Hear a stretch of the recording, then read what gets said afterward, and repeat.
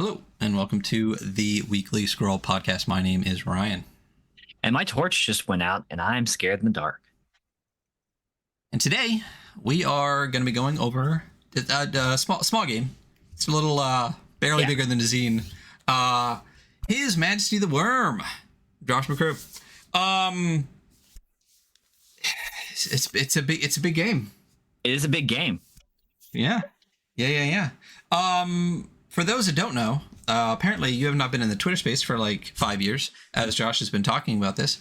But this is a long in development game of Megadungeon exploring and procedures and lots that Josh has been working on for a very long time. It is out. It exists. It was on Exalted Funeral like twice and sold out immediately both times. But I was able to grab a copy. For those in podcast world, you will not see this, but it is a large book. It has a beautiful silver foil logo on the front. It's a nice book. It's a great book. One of my favorite things is like the city in the back. Like if it was just a black book, that'd be fine. But the fact that it's like super dark gray and then has like this black kind of like background overlay of like the like city kind of scape design in the background, it's such a nice touch. Yeah, it's a big, beautiful book. It's yeah, I mean, 60 fucking bucks. It better be. It is like $60. It's what, 410 pages, maybe. It's 392 written pages plus end papers and stuff. We'll call it 4. I think Josh said it was like 398 or something when we had him on the show. Right. Yeah. And yeah, for those that don't know, we've had Josh on the show twice before. I don't remember what episodes. That's usually what I do. Whoops. Yep. So we had Josh on prior, like about a year ago, I think. I think it was literally 50 episodes. The episode that they were on last, I think, was literally 50 episodes prior. Yeah. Episode 117 is the first appearance. And then 167. Yeah. Is that 50? That's 50 episodes apart. Yeah. So about a year ago they were on. We talked about the game being done, about it eventually releasing, and then about a year later it finally released. And we had Josh on just a week or two ago, once again talking about like now that the game is out, how it felt, how it took to get out, and how, you know, when he thought it was going to be soon a year ago, that was prior to the whole process of printing and shipping and everything. So both episodes were super fun. It was very informative to talk to Josh about kind of the process and getting to the point of this actually existing after 8 years of development. So definitely go check out both of those. But today we're actually going to be reviewing the book. It's a big book. Listen, we take 2 hours to do like 40-page zines, so this is going to be strap in, kids. Our over/under is 3 hours, so we'll see how it goes. Strap on. Yeah, strap on. Get your strap-ons and get ready for this. Before I forget to, it is September 1st, and the Worm Jam is also happening right now. I want to make sure that I give the correct details for that, because I know I'm going to forget and I want to remember by the end. So the Worm Jam is live. If you recently got His Majesty the Worm, this jam is just an opportunity to get community support as you stand up your game. Josh is also participating. There'll be frequent micro blogs, all that kind of stuff. So go check out their itch page. It runs through all of September. This will come up later in the value section. Josh recently put out a creator kit, which is just a whole pack of templates and various logos and things that you can use for your third-party content for the jam. So definitely go check that out on the itch page as well. It's the Rise of Become a itch page. Again, we'll go over that later. But yeah, I mean, if we don't want to do more than a million years on this game, we should probably just hop right in. Let's hop in. Yeah, a primer before we get going. We are it's a big book. So we are not going to be reading every bit and part. We are going to be summarizing as much as humanly possible. We're going to try to remind ourselves to not read and to just summarize as much as possible. There are sections where in order to understand it, we do need to read, but do know that by the end, we might even just be skipping most of the appendices because we'll see how far we get. So let's just hop in. I'm ready. His Majesty the Worm. Normally, this is also where we do on Kickstarter. It made this much money. We don't have to because Josh actually itch funded the entire process. Brilliant. A lot of the appendices existed as pay what you want documents in itch. And then he was able to get Exalted Funeral on board, and they published it. So there's no crowdfunding, there's no nothing, but thank you to everyone who put money towards itch funding this over the course of the last 8 years. It exists. Good job. So way to go, everyone. Woo woo. His Majesty the Worm. So before we hop in, a little temperature check with you, Ryan. How do you feel about this game overall after going through it? It's interesting. It's a game. So here's the thing. We talked about this a little bit prior to, because this show is our opinions, right? We are in no way, shape, or form authorities on the subject whatsoever.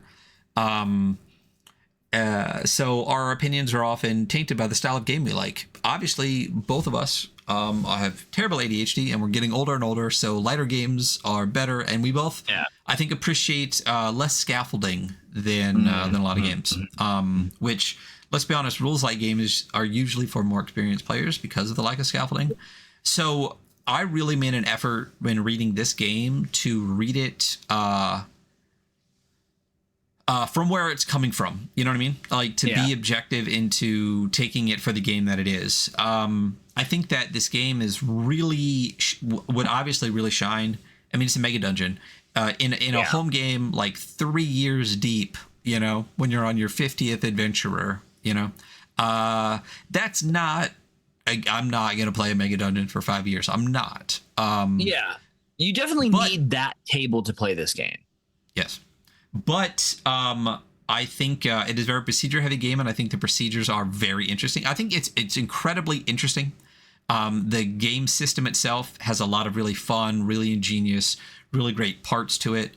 And I think that's how I'll say from the beginning. What about you? Yeah, I think this is I like the rules of this game, and I like the procedures in it. There's a lot in this book, but like mechanically, at least procedure wise, nothing's really very complicated. I wouldn't call this like a very crunchy game.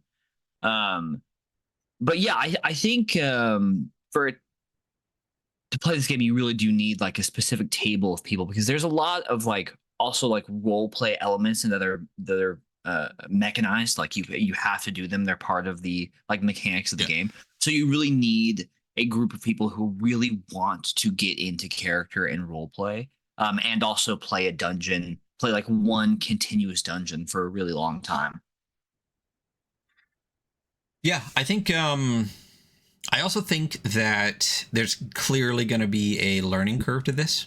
But again, this is not a game for one-shots. So, you know, if you're going into this planning to have like potentially multi-year Megadungeon campaign, for it to take a couple sessions to really get your bearings is absolutely fine. You know what I mean? Like, for a game of this heft, that's not a detraction at all. There is a lot to it, but as you said, each individual aspect is not difficult. There's just kind of a lot to get up and going, I think. Those are our early thoughts, and we'll give more thoughts as we go. I won't. I have no more thoughts. Brain empty. Himbo mode activated. So Josh McCrowell, writer, you know, everything.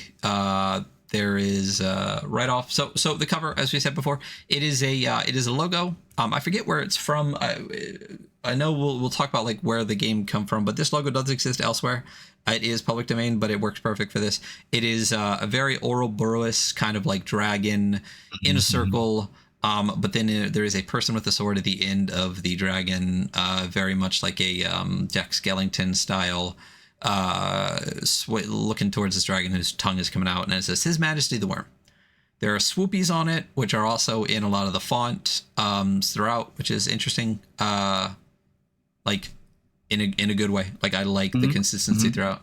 And then again, the background is that style. So whole page here of the cover designers, Pete Borley, Snappy Drake, copy editors, logos, all that kind of stuff, playtesters, everything, Exalted Funeral, etc., etc. Blank page, which then you can look at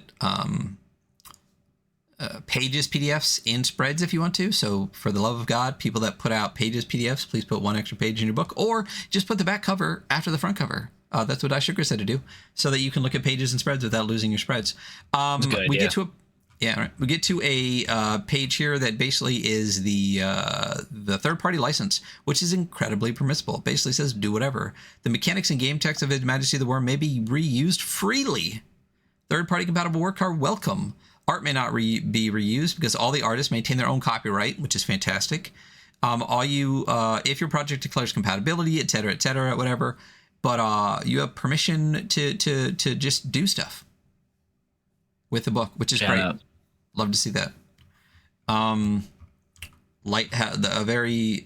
was gonna say lighthouse, but that's not the ocean. It's not the ocean. You're right. You were right, Ryan. It's not a lighthouse because that's not the ocean. Yeah. It's a wizard's tower, grain silo, watchtower. Watchtower, wizard's tower, grain silo. It's cool. It's a great piece of art. Love it. Full page piece of art. Yeah. Then we get to the table of contents. So right off the bat, let's talk about some what we have become known for on the show, which is, are there hyperlinks, right? There are. Let's open it up. So first of all, you do get bookmarks, a lot of great bookmarks all the way through. The table of contents is completely hyperlinked, which is fantastic for a 400-page book. Thank fucking God. And there's like a bajillion sections. There's chapter 1 is the basics, 2 is the adventure, 3 is the guild, 4 is kith and ken, 5 is the four pass, 6 is the crawl phase, 7 is the challenge phase, 8 is the camp phase, 9 is the city phase, 10's the worm terms, which is the game mastering section. Then there's 4 appendices: sorcery, alchemy, 5 appendices, dungeon, denizen, city creation, and underworld creation. I will say right off the bat, one thing that will come up in our scoring is some layout things, where there are some interesting choices in layout, where pages were not, in my opinion, necessarily utilized to their full. There's a lot of blank stuff. There's a lot of space. Yeah. Specifically so that some layout or vibe or template could be like upheld as opposed to using this space better. And the table of contents is the first time that really pops up, because there are chapters 1, 2, 3, 4, 5, and 6 are all on this page, but it's 1, 2, 3 across the top and then 4, 5, 6 across the bottom. So there's empty spaces between, because there's a little logo, a little character icon in a circle at the top of each one. And I personally am not a fan of this index. I would have rather just seen 1, 2 in the left, 3, 4 in the middle, 5, 6 in the right. And you probably could have cut off the whole third page, because by the time you get to the final page, you got like, 3/4 of it is just empty with some like background pictures. And that is sometimes thematic throughout the book, where due to a layout choice, there's a lot of empty space.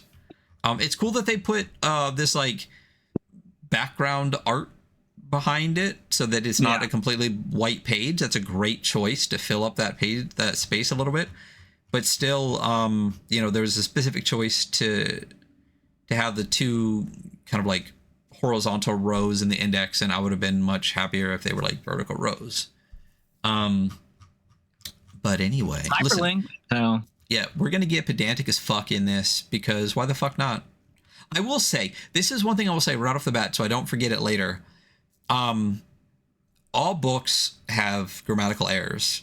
They just fucking do, right? It is a product of the medium, right? But outside of something that we'll talk about specifically, I read every fucking word in this book, and I found incredibly few, and none that I can think off the top of my head, where there was like a glaring error. I mean, even like punctuation and like S's at the end of stuff, like misspelled words, they always exist. I didn't really find any. How about you? I did not either. And I will say, like, we are going to talk about how much is in this book and mention it several times. The writing in this book's really good. It was very nice to read. There's just a lot to read. Yeah, There's a lot to read. I don't know why. Huh. It's bothering me. I guess the page is bigger than the rest of it, so it's like giving me a border that most of you don't give a shit about, but that's bothering me. So yeah.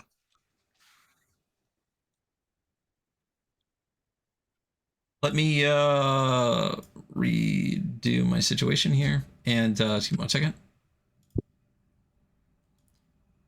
Do not look behind the curtain, y'all. Close your eyes. Blind yourself to the truth. Blank, but yeah. Anyway, so that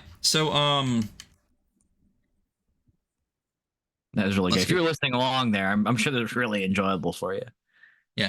So let's get crack-locking. So another bit of layout thing. There is like a poem or writing or something here in a font choice that is, in my opinion, not good.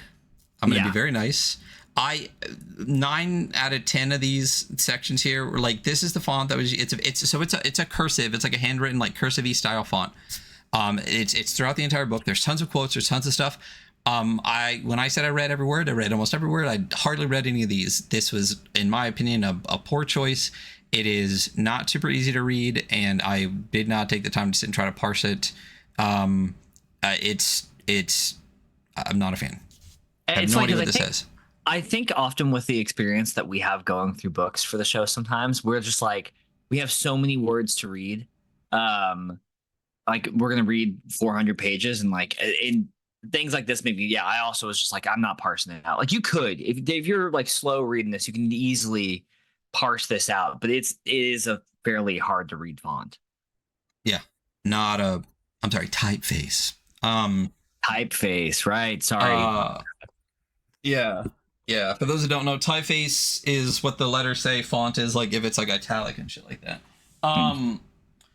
Regardless, I ain't reading that. Sorry, Josh. I'm not a fan of that. Okay, so right off the bat, His Majesty the Worm is a tabletop role-playing game designed for dungeon crawling. Game Master uses the tools in the book to create a Megadungeon, etc., etc., etc. This is a new school game with old school sensibilities. Josh, you're better than that. Like, that's just that is not. That's a tagline, I guess. I'm not a fan. That's the most generic. Like, just, my goodness, that says nothing. So, anyway, the game has robust procedures, characters adventure in the underworld, the relationships between companions have bonds, etc., etc. There are combat encounters. We hope you will have fun with it.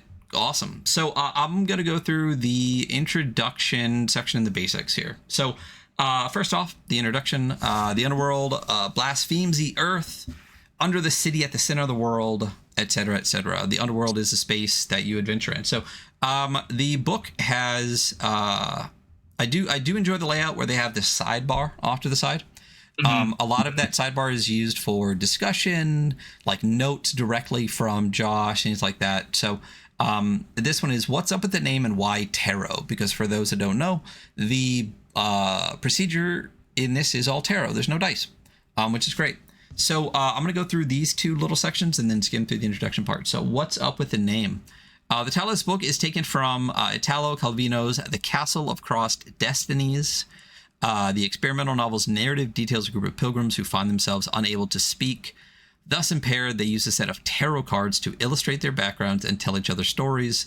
Because this game also uses tarot cards to tell stories, the illusion seemed apt. So that is why it is called His Majesty the Worm. It's a great choice. First of all, it's a very interesting, vibey name. Definitely. Yeah.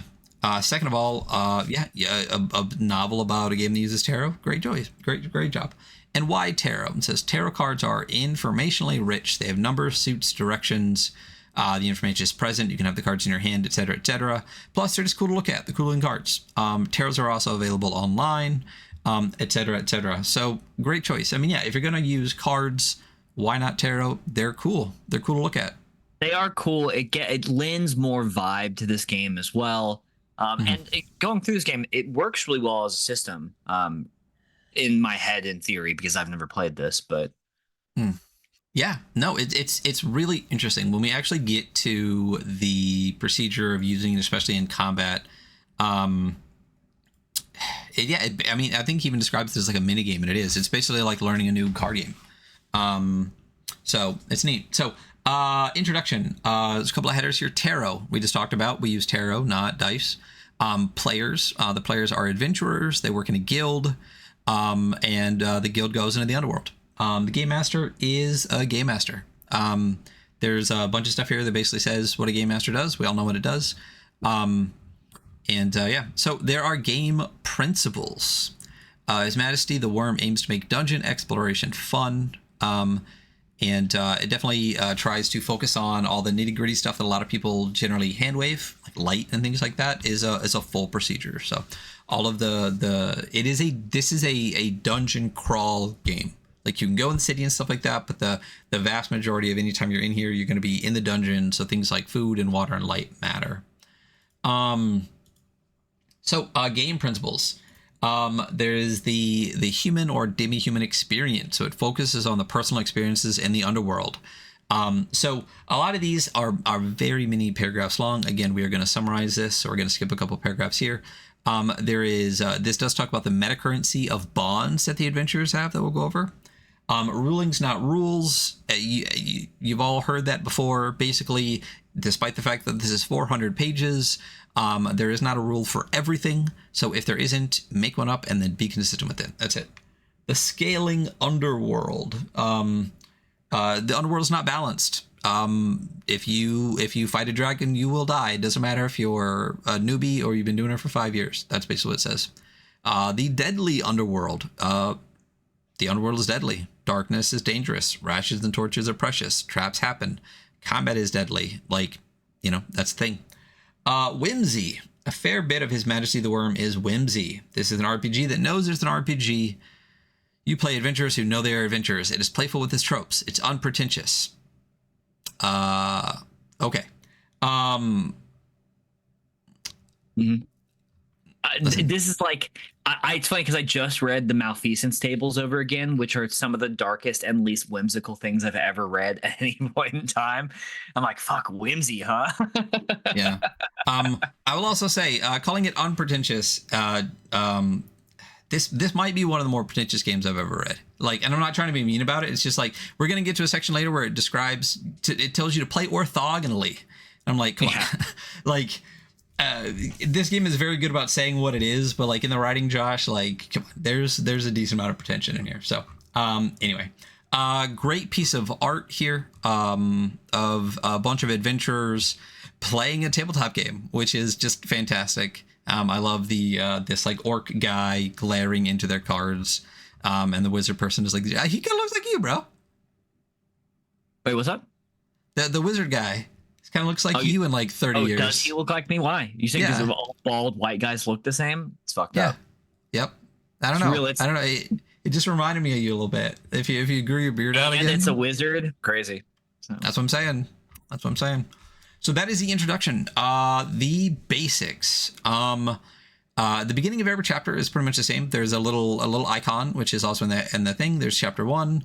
It says the basics big, and then there's going to be another cursive bit of writing. And again, I'm going to skip all those because they're incredibly difficult to read. It's and at each page also has enough words to fill the bottom part. So again, it's very templated out. It's laid out very specifically. The beginning of chapter page looks exactly like this. One thing I want to remind people too is if you flip through the book really quickly, in the bottom corner around each page number is the game's logo, like the worm, the serpent, with a guy. It rotates, so if you flip through the book, it'll actually be spinning, which is such a great touch. Fantastic from Josh. All roads lead to the city. It is a land rich with trade and culture. So this is basically the history of the world and what's going on. Long story short, the city is a place It was great. Things were great. And then the underworld opened up beneath it, which was bad news. When people went into the underworld, they realized that there is a giant space underneath there, like a huge metropolis, like castles and all sorts of crazy stuff. And then the farther they went, they realized that there were monsters and things in there. And some of those monsters got out. They were in the city. They got forced back down. Now we have the underworld and the city. Adventurers go into the underworld to try to get their riches, and the city tries to exist without being destroyed by all of that. So that is basically what's going on. Basics of the game. So we're getting into the first is the 4 phases of the game, which is the crawl phase, the challenge phase, the camp phase, and the city phase. I'm gonna scroll forward one more page, and there's a graphic here. With some tarot cards, and then it's got the 4 phases. It's kind of like a flow chart. It's got arrows, so it goes. The crawl is the main part. And then there's an arrow that goes up to the city, and from the crawl there's an arrow that goes down to challenge, and then also over to camp, and then back to crawl, then back to city, and that's the whole thing. It's an alright. This is an interesting page. I think the tarot cards being in the middle kind of like lose the arrows a bit, but it's great. It's a good graphic. I like that there's a graphic. Yeah, they're still there. Yeah, but yeah. So basically the crawl phase is the bulk of the game. It's when you're actually like navigating your way through the underworld, right? And we're going to go over that more. There's a whole chapter for it. The challenge phase is basically combat. The camp phase is the downtime when you're camping, which gives you an opportunity to learn and things like that. Then there's a city phase, and that is when you leave the underworld and go back to the city to like restock, sell stuff, level up, all that kind of things. Yeah. And those are basically the 4 phases. There is a section on the side here. It says against canon. Throughout this book, there are references to an implied setting that are never elaborated on. I disagree with that, and I'll talk about that more later. We name and discuss people, places, and historical events without describing them in great detail. Again, I disagree with that, and we'll discuss that later. It says, instead of providing a gazetteer with everything carefully plotted out and 100 nonsense fantasy words, I mean, you do. Anyway, it is our hope that the implied setting gives you it. The point is, it's supposed to be an anti-canon world where there's an implied setting, but you have the opportunity and the actual encouragement to build your own world, build your own Underdark, build your own city, build everything up yourself. And anything written in the book is technically optional. Just have fun. Make it your own is what this wants to say. I think if it had just said make it your own, I'd be much more into that, because there is, when we'll talk about it when we get there, but there's definitely like a massive amount of canon in this. Not only that, there's just a massive amount of words, and I think this is a good. So I'm not gonna white hack this, right? I'm not gonna just like be so frustrated that I'm like yelling into the mic throughout this episode, because I like Josh and I like this game. But I do think that there are some aspects that even Josh talked about during the interview that could be different about this game if it was put together, and if time could have been different and everything could have been perfect. Yeah. I think he specifically said like this would be multiple books in a box set. If it could be. Yeah. And I think it would greatly benefit from that. We'll talk about that a little bit more. But one thing I will say is that there's a lot of writing. And the writing is always good. The fantastic writing. But like the huge chunk of this book just feels like blog posts, which takes up a lot of space in the book. I think you could chop off about probably 75 pages if you just gave what it is and move some of this to other parts of it. And I think this against canon part is a great example of it, in that like all of these words are great and I completely agree with it. I don't think you needed this many words to say that, and I think that's a theme throughout the entire book, is that there's a lot of times where I'm like, man, I love everything that you're saying here, but like I don't need all of it. Like you really could have just trimmed a lot of this down or moved a lot of it to somewhere else.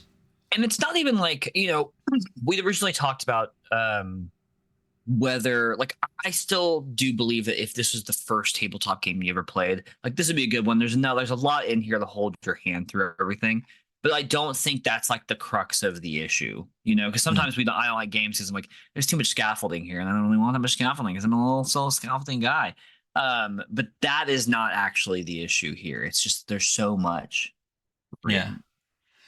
Well, not only that, I mean, I I will both agree and disagree that if this is your first tabletop game, this is good for you, because there are a number of times throughout the book where I question, like, who is this for? Like, is this a book for newbies? Is this a book for more experienced players? Because, like, there's kind of a disconnect in some of the way that it's written, and I think if I had to say one early critique, it would just be like, I'm not sure who this is written for. You know what I mean? Yeah. But that's one thing that we'll get out of the way now, so I don't complain about it a million times throughout the entire thing. It's just all of the words in here are good. There is just too many a lot of times, and I think that, again, a lot of this, realistically, a lot of this could have been shunted and should have been shunted to the GM section. And other parts of it, like, even like it, and there at the end of the day, even if it wasn't a box set, this book would have been better as 2 books, with one as like a GM's guide, and like half of the writing in here in the second book as like optional, great information, fantastic writing, but I don't need it to play the game. And when we get to the adventure section, I think that'll show through a lot more as you go through that section, where all of it's great to read, but it becomes so much that it makes it hard to know when you're getting to rules, and like even putting a character together, you're just like, man, like, why is this so far away? And it's like, oh, it's only a section away. That section's just like 40 pages long, you know? Yeah. Anyway, okay, so the flow of the play, right? There's before play, and that is where you, like, this whole section, for example, could have been in the GM section, or there doesn't need to be this long. So there's the before play, where you there's a recap. People recap. There is a returning player. Someone missed a section. There's talk about that for the returning players. There's a during play section, which basically goes over like what you do during the game, and then there's an end of play where it says like what you do after each session, right? Adjudicating the game, GM responses. This is a perfect example of like, why is this here? This could have been in the GM section, but this entire page, it's a great page. It's 2 pages long, but it's literally like, it says the RPG is a conversation between the GM and the players. The GM describes the scene. So it literally says, like, in like, quote unquote, yes, you can do that, and gives examples of like the GM saying, yes, you can do that, or like, say more about what you're doing. And this is another time where I'm like, who is this book for? Like, are you teaching a GM to GM right now? So is this like, again, is this a book for complete newbies? Also, like, why is this part here? Like, if you're going to have this much info for the GM, the half the book should just be the GM section on how to run the game, and this could be somewhere else. I mean, I think from the way I feel about this is that, we keep saying it'd be better if it was 2 books, but I really think that actually, because I know 2 books is a cost thing, but I think you could have made this much better as a 1 book that's really divided and actually has all the GM stuff in the GM section. It would provide the same effect. But yeah.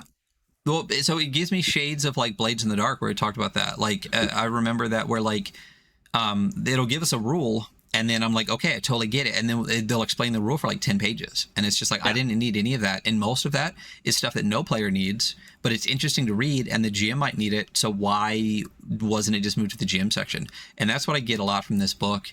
And, well, you can learn more about that in chapter 4, Yeah, we'll get to that, but this is just such a perfect example of just like, this could have been elsewhere. You know what game did it well? I know we weren't like super huge fans of, like, Black Hack as a system is fantastic, but like the book felt unnecessary. But they literally had like halfway through the book, they said, if you're a player, stop, you're done. You don't need any more from here.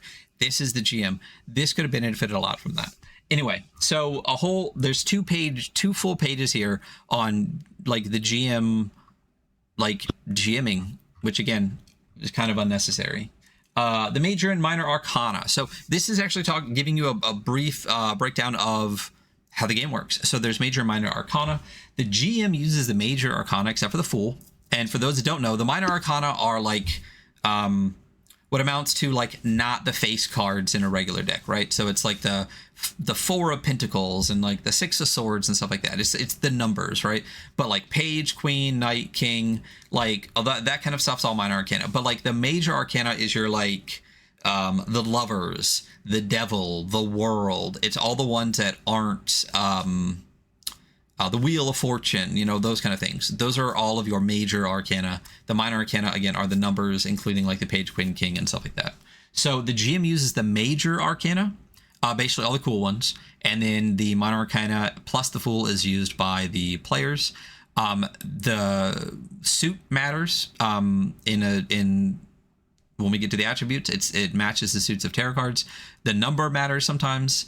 And then the only one that doesn't is the Fool. The Fool has its own set of rules. The Fool counts as 0.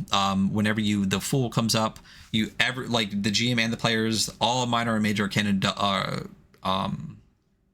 decks are shuffled. And then when we get to the challenge section later, there's something that the Fool does as well. But that is basically the gist of the major and minor arcana.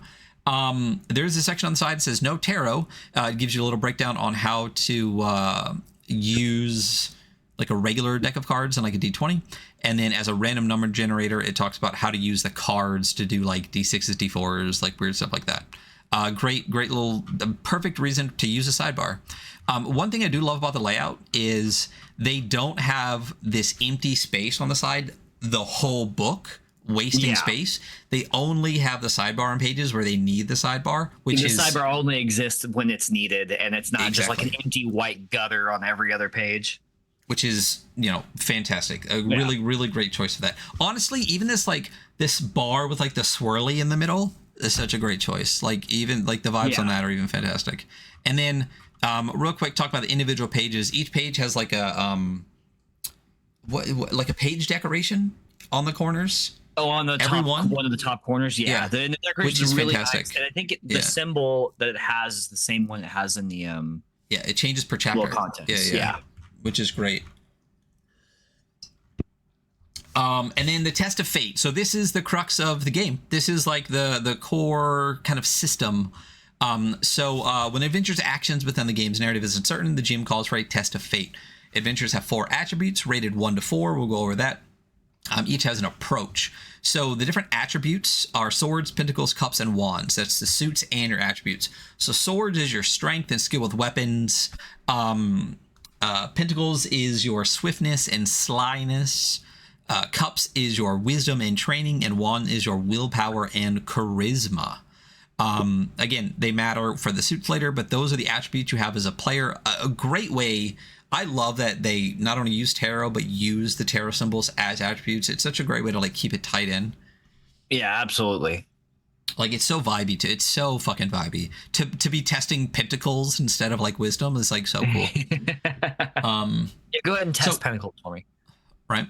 To test fate, the player draws a minor arcana card and adds the associated attribute to the value of the card. So for example, if you test pentacles and draw a 4 of pentacles, you have a 4, and then your adventure's pentacle score is 2, so your total is 6. It's just like rolling the dice and add an attribute, you know? So there are 4 possible outcomes, right? So basically, you want a 14 plus to have a success. That's a high number in my opinion. It is kind of a high number, yeah. Yeah, but there are a lot of things to get your digits up for if that matters. And in combat, this is not, you don't use tests of fate. You do challenge actions, which are totally different, which would be nice to know earlier, I think.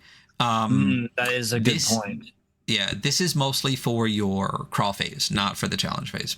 So if you're trying to like jump over a pit or some shit. So on a 14 plus, it's a success. You succeed. On 13 or less, it's a failure. You don't succeed. You can get a great success if your total value is 14 plus and the player drew the suit being tested, right? So if you are supposed to do a pentacle test, and when you draw one of your minor arcanas and say it's a 12 of pentacles, and then you have like a +2 on your attribute and you succeed, that is a great success because you were doing pentacles and the card you're using is a pentacle. I love that. It's a great way, again, to tie the system in. Not only do they succeed, they succeed extremely well. And then there's a great failure. So the only way to get a great failure is if you push fate, which we'll get to in a second. And that's basically when you can, we'll get to it, but you draw another card. If you still fail after pushing fate, it's the only way you get a great failure. So there really is no critical success or critical failure when it comes to like the actual like mechanics of like pulling the card or quote unquote rolling the dice, right?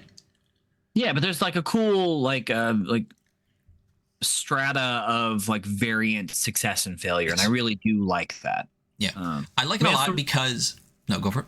I was gonna say, like, that's the reason, like, when you talk about 2d6 games, you know, when it's just you and I talking, and sometimes on here, I'm like, damn, he's right. The partial success is actually like really great narratively. Yeah. I really like that basically like you're gonna succeed or fail. Right. Yeah. And like that's the core. You shouldn't really expect anything beyond that. And you know you're never gonna like critically fail because you rolled a 1, like anything like that. Like anytime you get a great success, it really is just luck of the cards. Which is great that you get like a little bit of a bonus, but the great failure literally comes down to you choosing to push fate. So it's the only time you can get the quote unquote critical failure is when you have made the choice knowing that could happen. And I really, really like that a lot. There's a little box here on challenge actions, which basically says what I said. Like the challenge phase in blow by blow combat is its own subsystem, and we'll get to that later. And the test of fate don't really apply to that. Pushing fate, basically it says if the result of a test is a failure, you can opt to push fate, which means you pull an additional card and add the value. If you get a 14 plus, great, you succeed. If you still get a 13 or less, that is when you get the great failure, like we talked about. Narratively, there's this, it talks about like what to do narratively. In addition, a great failure inflicts mechanical penalty on the adventurer.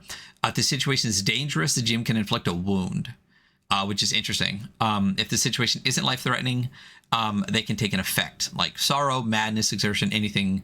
And basically it generally lasts until the next time you camp, which is great. I love that you're supposed to do it narratively, but there is like a little bit of like a fuck you in there, which is always good. The fool again acts completely differently. If you push with the fool, that sucks for you. If you pull the fool when you initially test, you can push. But if you pull the fool when pushing fate, you obviously automatically fail because it's a 0. Right. And that sucks. And then again, anytime the fool is drawn, you shuffle the minor and major arcana, which is a cool way to kind of like keep things fresh in the deck.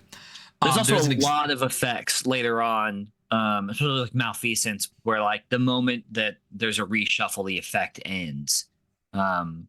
Which is great. Yeah. Which is great. There's an example test of fate here, which God, we love examples. There are so many examples through the book. That is such a great, like, that's so good. I mean, you definitely know how a lot of this works after reading it, because the examples are very clear and they're good, and there's a lot of them. I will say, without some of the examples, I would have no fucking clue what's going on. Like reading through the challenge phase, there was some stuff that I didn't understand, but they literally do an entire challenge phase in examples with pictures and everything. And I was like, oh, this makes perfect sense. So great job on Josh to do so many examples and thorough, really good example. Like, honestly, I would not be shocked if they just like recorded their own sessions and it was like, that's a good thing. Let me just like write that down, you know? Yeah, I do really like that challenge phase example you're talking that we'll get to eventually, because I like the pictures of like the actual game board kind of as it moves along combat. I'm like, oh, it's perfect. It's fantastic. Favor and disfavor exist. There's no like advantage and disadvantage, but this is what it basically is. Like favor is a +3 and disfavor is a -3. There's ways you can get it. Not going to read all of them. That is why, again, like a 14 seems like a lot, but if you put yourself in a favorable position, you can just automatically start with a +3. So relevant motifs, we'll get to what motifs are, but if you have one, you can get favor. Resolve is a stat that you have. If you spend a point of resolve, you can add favor. And then aiding others, if you choose to aid somebody, you can get favor, which is a +3. But if you do aid somebody and give them a +3, you are also then subject to the consequences of that. And there's another example here for an example test of fate with favor. Again, great use of examples. There's never enough page space, never too much page space for examples. I'll read examples all freaking day. It's just mostly like the mini blogging within the game that could be trimmed up a little bit, but really great choice. Bound by Fate is just an interesting way. It's a very vibey, cool way to say you can only do this once. Your whole group and your whole fucking guild can't test like a million freaking times. That's basically what Bound by Fate is, and I love it. It's interesting that they gave it a specific vernacular, but I like that. Group tests. I'm not super sold on this. So basically, during the course of testing of Fate, if it gets to a point where you all need to test something, instead, the group tests are accomplished by having 2 adventurers test Fate, the one most qualified and the one least qualified, right? So if it's like doing smart stuff, the Pentacles person would be the one, the highest Pentacles would be your one of them, and the lowest Pentacles would be one of them, for examples, whatever, right? But what I think is, and so the way it works is, if one of the adventurers succeeds, they get 1 hit, is what they call it. If it's a great success, they get 2 hits. If someone fails, they get no hits, and if they greatly fail, they get -1 hit. And the goal is to get 2 hits. That's a success for the whole group. 1 hit, the group comes up short and puts you in a tight spot, which means that's kind of like your mixed success. Like you kind of get it. 0 hits is a failure, and less than 0 hits is disaster. So my only issue with this, I think this is fine. I think it's interesting. Is in the example, there's only 3 players. So basically, so in a fuck group, that one guy. right? Fuck the middle person, right? Like, honestly, like this might make sense at 4 or more. But if you're doing like, oh, group tests, let's make this a shorter and easier and use a whole different subsystem and procedure for 2 out of 3 of you. At that point, just everyone roll. Like, what are we doing? You know what I mean? Like, yeah, that does need to be adapted for different group sizes, you know? Yeah. Like it just, I don't know. To me, 3 is a perfect party. 4 is fine. But it's kind of the way I feel about stats, right? 3 is perfect, 4 is fine, you know? And group testing 2 out of 3 people just feels shitty a lot of the time, you know? And again, it's kind of like, here, let's switch to an entirely different subsystem. Anyway, effects. There are a lot of them. They are here. Blind, control, cursed, deafen, inspire, heal, notch, disarm, knockout. I'm bouncing around the page. There's a ton of them. Another page, root, shroud, silence, stun, trip. They're all great. They work. They work exactly like what you think they do. Guess what knockout does? You're knocked out. I have no idea. I couldn't have guessed. Right. Destroy means something is destroyed. I do like, so there's 2 pages of this. I do like the effect names at the end. I think this is a great little box. It says, note the capitalized effect names change conjugation depending on how they're used. So, for example, a blinding attack blinds a creature, after which they are blinded. I love that. That's one of those things where it's just like, yeah, you know that in your head, but it's really nice to see someone like see it written down and go, oh yeah, you know. There's a little sidebar that says not just for challenges. Many effects have important ramifications during challenges. So a lot of these might happen during the quote unquote challenge phase, but they don't only have to happen in the challenge phase. Like you can get knocked out or stunned or rooted even when you're not like in combat during the crawl phase. So it basically say like, remember that these are for all the time. And then that's it. That's all the basics. That's it. So, that's all the basics. All right. Good episode, y'all. We'll see you tomorrow. The interesting thing about a lot of the basics is that like you get part of it and then you'll get it again. And a lot of times we like the repetition, but it's just like, I don't know. When we see one, we'll talk about it. Great piece of art here. I love this kind of like mixed. It's like it looks like it's black paper with like white chalk or white pastel for the drawing, and it's beautiful. Yeah, the adventure. This is all you. The adventure. So this is your player character. It has another opening script poem that I did not read, but kind of starts talking about the like 4 kinds of dudes you find in the city, right? The noble, the clergy, the tradesman, the peasant, and how the adventurer kind of breaks that cycle of those 4 and is kind of outside the norm and has the potential to do well, but also is kind of lower than the peasant because they don't really do a thing. They just go journey for gold in a way that is inherently considered insane by the rest of the world. Yeah, makes sense. Yeah. Okay, the player's manifesto. So we have a few sections here that I'm not going to read. They all are like it's definitely good advice, but I will very much summarize this. So in this section we have be careful and be fierce, and that's basically just saying that like when you come across things that are dangerous, you might have to sneak around them, and then later on as a character you might gain more tools that allow you to deal with even the same situation in a more like straightforward and fierce manner. And basically just saying like be careful when you need to be like act when you need to, but take the situations for what they are, which is good advice for any tabletop game. Then there is solve problems orthogonally, which really just means like be creative, think outside of the box, go around things. If you hit a wall, go around it, go over it, go under it. Take weird left turns that your game master would not expect. Engage the world. This is just, hey, you should play the game. Actively play the game. Ask questions. Be a part of what is happening around you in the game. Do not just sit there on your phone. Or do not sit and passively take in what's happening. And then engage each other is very much like engage the world. You should be playing with the other players in the group. This is a very heavy role-playing game, and that's definitely, I think, where this shines. You get to develop these characters over time and then punish the fuck out of them, which I think makes for great character development. But yeah, you should engage with each other. Am I at the part yet? No. Okay. Sorry, I was looking at my next note. Engage with each other, ask questions, do that. And then embrace the chaos. Just embrace when bad things happen. Like lean into it. Your character might die. It's easy to make another character. But the world's insane. Be insane with it. Mm-hmm.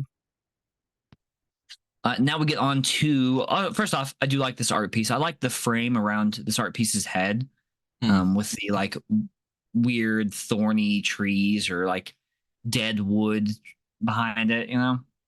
Yeah, I would say the art throughout the entire book, there's like a bunch of artists that do it, and it's fantastic. Like all the pieces are really, really beautiful. But yeah, whoever does this style, because it does pop up throughout the book, might be my favorite style in the entire book. Like it's absolutely stunning. Cool. Yeah. Okay, moving on to session 0. There's stuff here. Really, this is about this talk about appropriately setting expectations for your game, not just what you as the GM expect to happen, but like what your players would like to see, what you guys like about games, and the type of things you're looking for in adventure. That's collaborative game creation, which this is good advice for anybody in any game. Like, don't pull your players into a weird monster body horror if they have issues with that. So talk about what expectations are and what everyone wants to see, what everyone likes to do.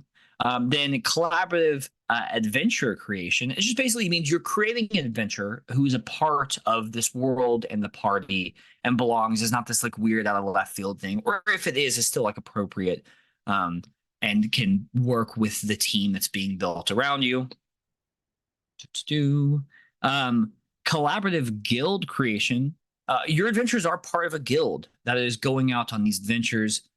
You have to collectively decide. I'll read this list. It's goodness. What the name of your guild is. Why are you adventuring together? How did you meet? Is there a guild leader? And what are looting rights? There's a good side. What's up? I'll say great sidebar here. Restrictions foster creativity. It said that necessity is the mother of invention. If that's true, we would add our own truisms. Reactions are the mother of creation. Basically, this is saying like narrowing the scope allows for people to like use the tools much better, which is good, and you should do that. Yeah, it's one of the things that it's the reason that there's more scaffolding. Rules medium and rules heavy games are more beginner friendly realistically because there is scaffolding that focuses. One of the reasons that rules light games, games that have left scaffolding, are, in my opinion, like for more experienced players, is because without that, you can suffer from that paralysis of choice where you can literally do anything, so you don't know what the fuck to do. And this is basically saying, like, when you do box people in and like kind of focus them, when you put the bumpers up in the bowling alley, it can help focus their direction and allow them to be more creative, because you can focus the entire universe down to one thing and let more of their brain power work in there. I will say, this is another example of, like, I first of all, like, don't really know, like, I'm questioning like who the game is for, and also like why this exists at all and why it takes 2 pages to write. Basically, like, you're basically saying, like, collaborative game creation, collaborative adventure creation, collaborative guild creation, and then we're going to go over the game creation, adventure creation, and guild creation as like rules in the game. So I don't really understand why this is a perfect example of just like too much writing, even though the writing is all fantastic. Yeah, this is like, a blog post. Absolutely. It's like, philosophically, I agree with everything being said in this. I'm like, these are all amazing points. They could have been cut down. Like, a lot of times, like, player principles, which is kind of what this is a bullet pointed list, you know? I will say the player principles was like the player manifesto, like way, like however long ago. This is literally like, but the thing too is, like, this isn't even like a session 0, because again, this is like, who is this game for? Like, this doesn't explain what a session 0 is, which is like what you said, is like sitting down and like going over rules and expectations and things like that. Like, that's a little bit of what it, but it literally is basically like, this book like intros the intro of the intro a bunch. You know what I mean? Does explain what a session 0 is under the session 0 heading. It basically just says it's a planning session. Right. Which I would have been fine with that paragraph, and then we just move on to the rules. You know what I mean? Like, everything, it's 2 pages after that of just like, again, fantastic writing. That's just that this is why this book is 400 pages long, you know? Anyway. So moving on to the call to adventure, which this is going to be a section. I'm going to read this, y'all. So if you are listening, I'm going to read this list of making a character creation. Yeah, because this is actually character creation. Yeah. Technically, it is a numbered list, which we do love. So number 1, the origin. This is your home, your hearth, and your heart are your adventure's biggest influences. You choose a kith and kin from chapter 4. Write that down, your kin talent. Better go chapter 4, check that. Your kin talent begins as mastered. A mastered talent can be used without spending XP. See page 33 for details about talents. There are, did we say they're inline hyperlinks already in this? There are inline hyperlinks for specific page numbers, but not like, so for example, chapter. Like, yeah, it says see page 33. You can click that and go to page 33. Good job, Josh. Love that. Fantastic work. For a 400-page book, that's a lot of work. But where it says chapter 4, it does not say that. I will say there's a section here at the top that says a full version of the sheet is at His Majesty the Worm Games, and that is hyperlinked out, which is beautiful. What you want to see. Because if you're going to give me the link in a PDF to find that, let me just click it and then I'll use it more. But yeah, the specific page numbers are, but like when it talks about a chapter, it's not. Which, I mean, you know what? We have the right to be picky because this is our fucking show. Yeah. That should be linked to. But anyway. Yeah. Okay. So origin. Where did I get to? Yeah. Then you choose a path from chapter 5, not hyperlinked. Put a 4 in the corresponding attribute. Write down all of your path's talents. Choose one of your path's talents to be mastered. The rest of your path's talents are in training. Choose a name from the list on your kith's page or make one up. All adventures have a maximum of 4 resolve. See page 32. Note that you start with a full 4 resolve. That was step 1. Yeah, I will say I do. This book does a really good job of not bolding too much, which was one of our biggest knocks on like Black Hat, because like every fucking word was bolded. But or White Hack, I don't think anything was bolded nearly enough. Nothing at all.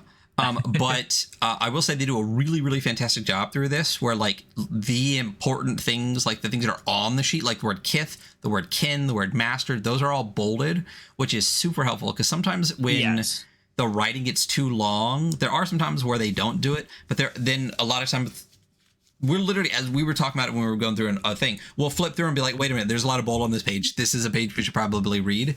They did a good job of that. Yes, I agree. This is good use of bolding. I know where important information is on this.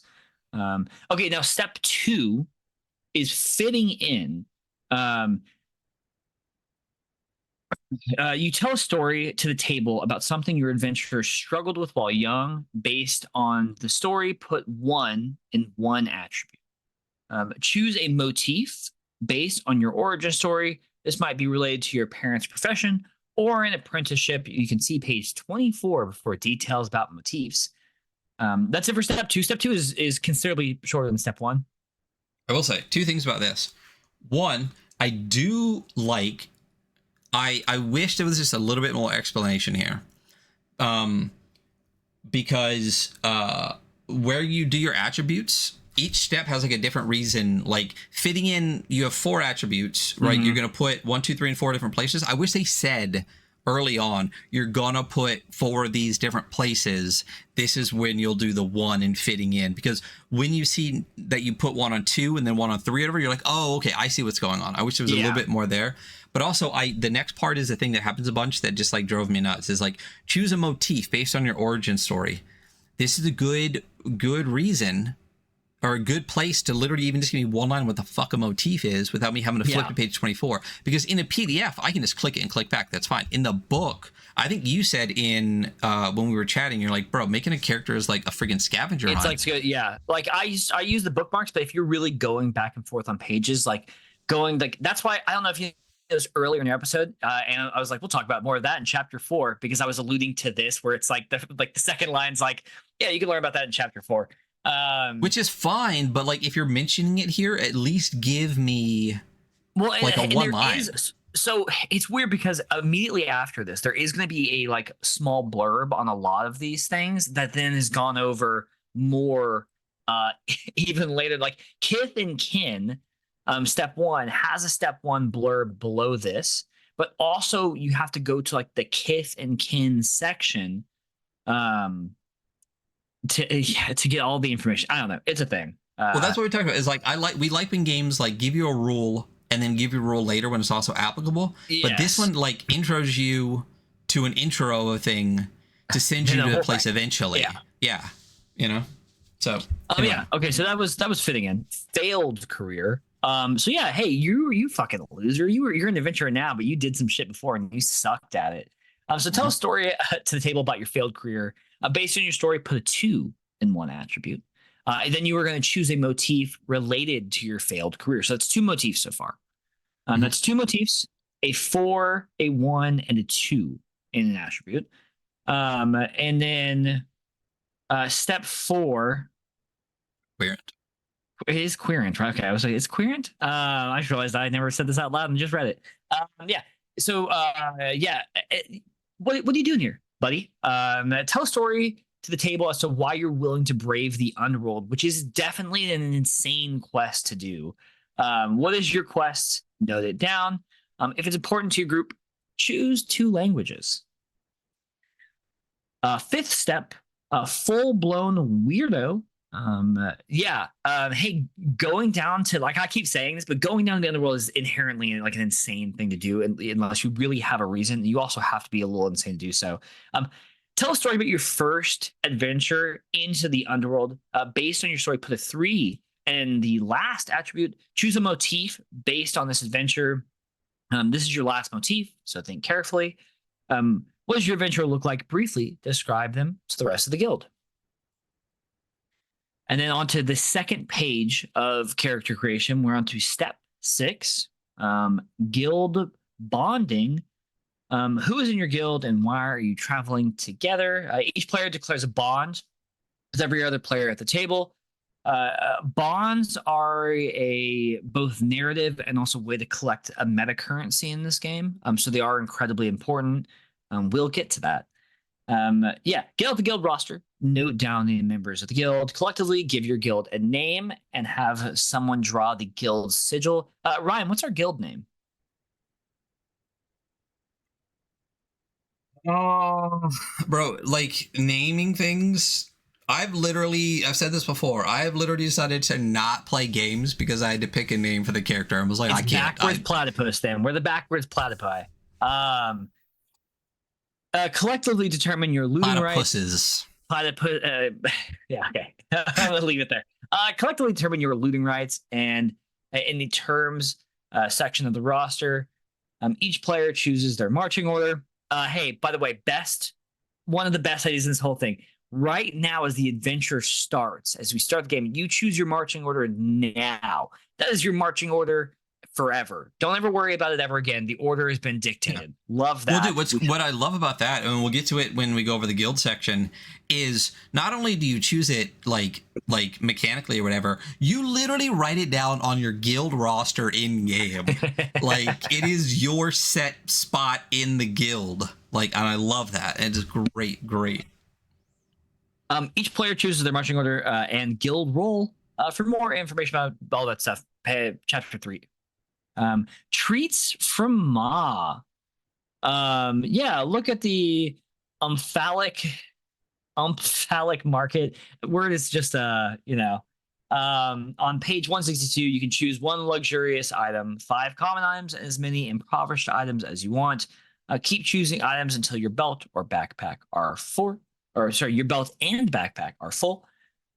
If any of your talents require specific items, these items count as impoverished items from your for you during the call to adventure. You can have as many as you want. So treats from Ma. Yeah. Right? Weird, right? Yeah. Yeah. Umphalic means like it pertains to like your umbilical cord. Oh. Very fun. Yeah, it's like Didn't have to Google any of the words used in this book ever at all at any point in time. Nope. Orthogonally. No, I mean, that's a very ttrpg word, right? It's a very ttrpg blog word. Yeah. Putting it all together. So here, this is the summary of everything we just went over. So in summary, your adventure has attributes set at 4, 3, 2, and 1. A path, 1 mastered path talent, 1 mastered kin talent, 6 path talents and training. A quest, 3 motifs, 4 resolve, a full backpack, blah, blah, blah, blah, blah. Bonds with the rest of the guild, an appearance, a name. You're now ready to set off in the underworld. Yeah. That's it? That's it? That's it. That's all there is. A nice, simple character creation. So I made a character. Oh, cool. Nice. I don't know where the character sheet is actually now that we're sitting here and we're talking about it. But I went through this process because I wanted to do it. This is the part of the book that I'm really doing. And I wanted to go through it. And it took me a little bit to do. What's a little bit? Like 10 minutes or like an hour? It's probably closer to an hour, not quite an hour, though. I mean, I've made a lot of characters in a lot of games. Sometimes I just make on-the-fly decisions for no reason. So I can get through character creation. But yeah, it took me longer than I want my character creation to take me, honestly. So I also started to do that and then immediately stopped because so much of the information is spread over so much of the book. Yeah. That it's just like, so I need to write motifs, but like, so this whole thing just told me how to make a character, but like I have to go read the motif section to figure that out. And then when we eventually start talking about armor, I have to go read the armor section. But like, you can't even look at like the armor section for armor. You have to go look at the umphalic market for armor. And like helm's not under armor and shield's not under armor. So like it sends you, like you said, it's literally a scavenger hunt just to find all the information you need to make your initial character. And again, we said this before, after you've made your first character and you've done this for a little while, it's not that big of a deal. But like the learning curve, and not just the learning curve, but the actual like onboarding for this, like could be simpler. Could be a little bit easier. Yeah. Anyway, so now we get into these. So we cross the adventure sheet, which is fine. I like it fine. I have no massively strong opinions about it. I think it looks really nice.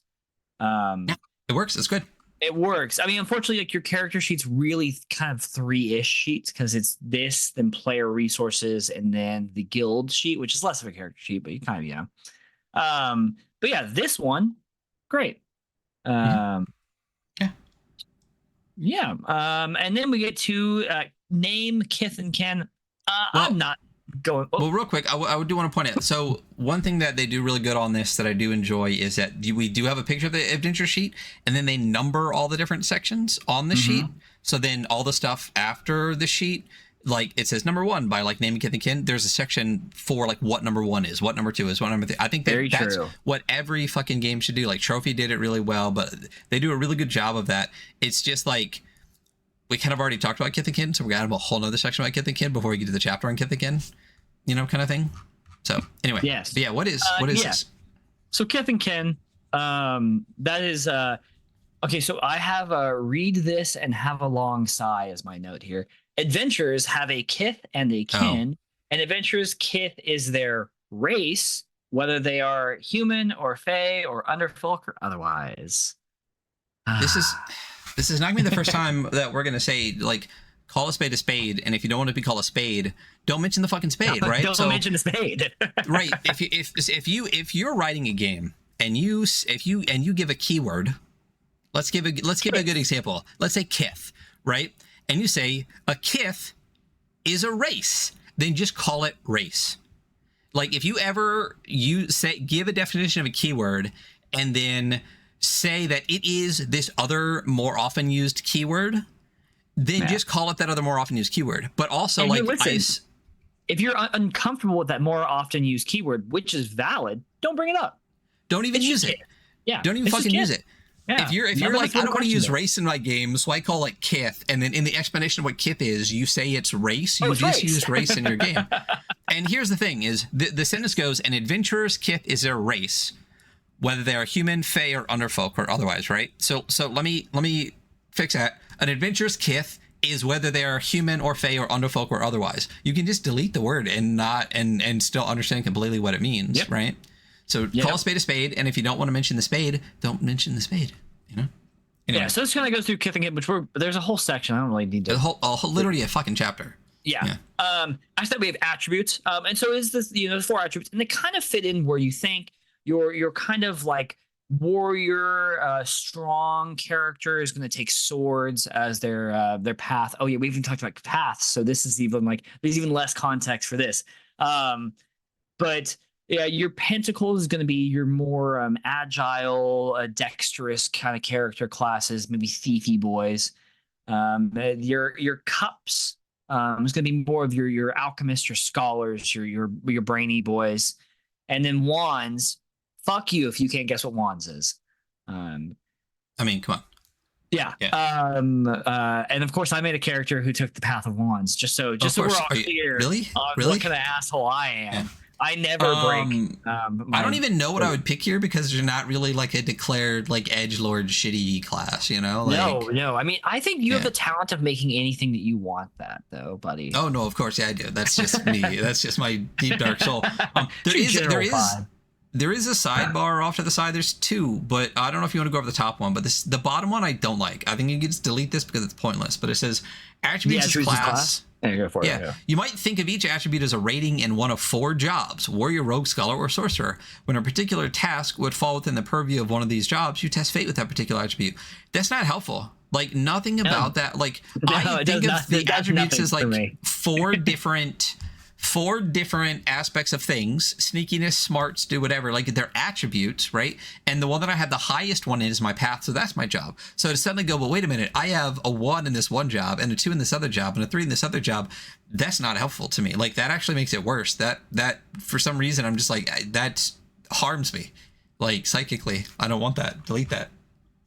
So yeah, there is a sidebar above it, but it's basically just talking about not making murder hobos. And even if you make a rotten person, they have to have a heart of gold. So that's why I didn't read it. Because I mean, I don't think it's necessarily that one's bad or anything. I just think it's whatever.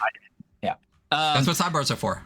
Yeah, exactly. Yes, that one's totally appropriately on the sidebar. The attributes is class I can get rid of though. A quest. Oh yeah, so your character starts with a quest.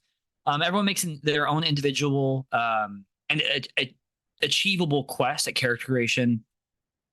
The GMs should engage with the players when it comes to these quests, and they should use these quests in their like building of this great dungeon that they're doing. It should be a process that everyone kind of engages in. They set their own quest, and the GM's like, okay, how can I use this quest in gameplay so that they can achieve it eventually? Motifs. Quests I really do like, actually. Like that one I really like. I think having an achievable goal that can either lead to your player's retirement, or they'd have to create a new goal. I like that. I think it's cool. I love it. I think quests are fantastic. Well, I think for this too, because like, going into the underworld is like it's almost guaranteed death. So why on earth would you be doing this? And you're like, oh, this is why. My grandmother is dying because she's possessed by a evil black slime, and I have to go get the cure. Well, not only that, it like you just said, it gives your adventure a purpose. But for like the Megadungeon is something that you build yourself, right? If every player has a quest, like I have like a quasi similar thing that I would always did when I played D&D. I would make people give me daggers. And a dagger is something that like you give me that I can stab you with later. So it's just like, it's a little piece of your past. It's like open-ended that like I can use to bring story in about you. So with quests, it's a really good way to have the GM have a built-in thing to like build into the dungeon, which means like they can just like, oh, I don't have to worry about this room. That's the one that's gonna be related to their quest. But then also like B, to make you feel as if the reason you're going down there is applicable. So it's a great thing to use. I love them. Yeah, they're great.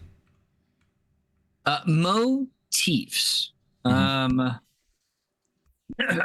Yeah, so you get 3 motifs during character creation. They do grant you a favor. Well, they do a couple things.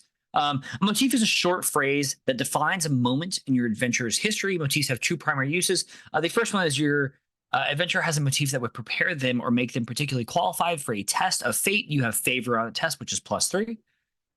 The second use of it is that you can bid lore to ask the GM questions about a subject if your motif has the appropriate knowledge of that subject. You can see lore on page 32. A motif's made up of what? There's no lore, bro. What? I'm kidding. That joke will be pertinent later. Oh, you're right. There's no lore. Yeah, a motif is made up of 2 parts. It's a descriptor and a profession, which I think my issue is you have a failed profession. That's one of your motifs, right? The other motif is like given to you by like your like something your parents did or you were an apprentice of. So that's not really a profession. I would almost write that as like it doesn't need to be like a descriptor and profession. It could just be a short phrase like, as a kid, I did this, you know? Yeah. So you get, the first one is based on your origin. The second one is based on your failed career. And the third one is based on this adventure. Right. So yeah, that's I love the concept of motifs. I think it's fantastic. But like, to me, I think I told you this, there's a sidebar on the side that says like real world inspiration, where it talks about like Britain census in 1801, like stated rank, profession, occupation. And people came up with like weird shit like turnip shepherd and stuff like that. Like, I genuinely think that, like, it feels to me that the whole, like, description profession thing was, like, shoehorned in to, like, give that little knowledge drop. Because, like, what about your origin gives you a profession? Your failed career, I totally get. But then what about, like, this adventure gives you another profession? So were you a raider and a pirate and a rat catcher, like, prior to ever going in based on, like, all of your origins and stuff like that? It's just, like, it's too much, in my opinion, for it to be profession.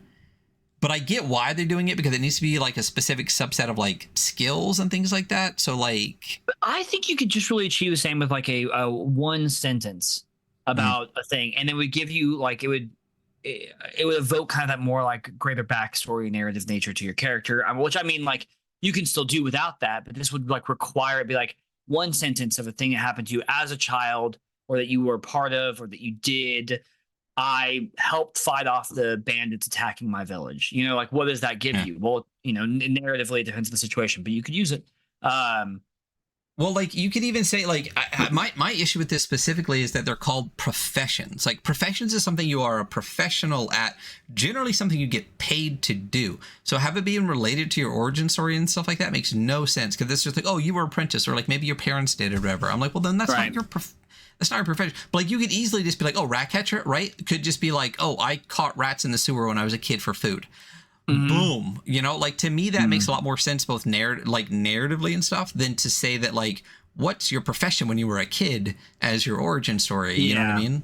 Like, you know, that I think the word profession is the part that like really hangs up. And at the end of the day, it's a mechanical word or whatever, but like, when I look at my character sheet and I see like apprentice senator and like deformed baron, I'm just like, but like, anyway.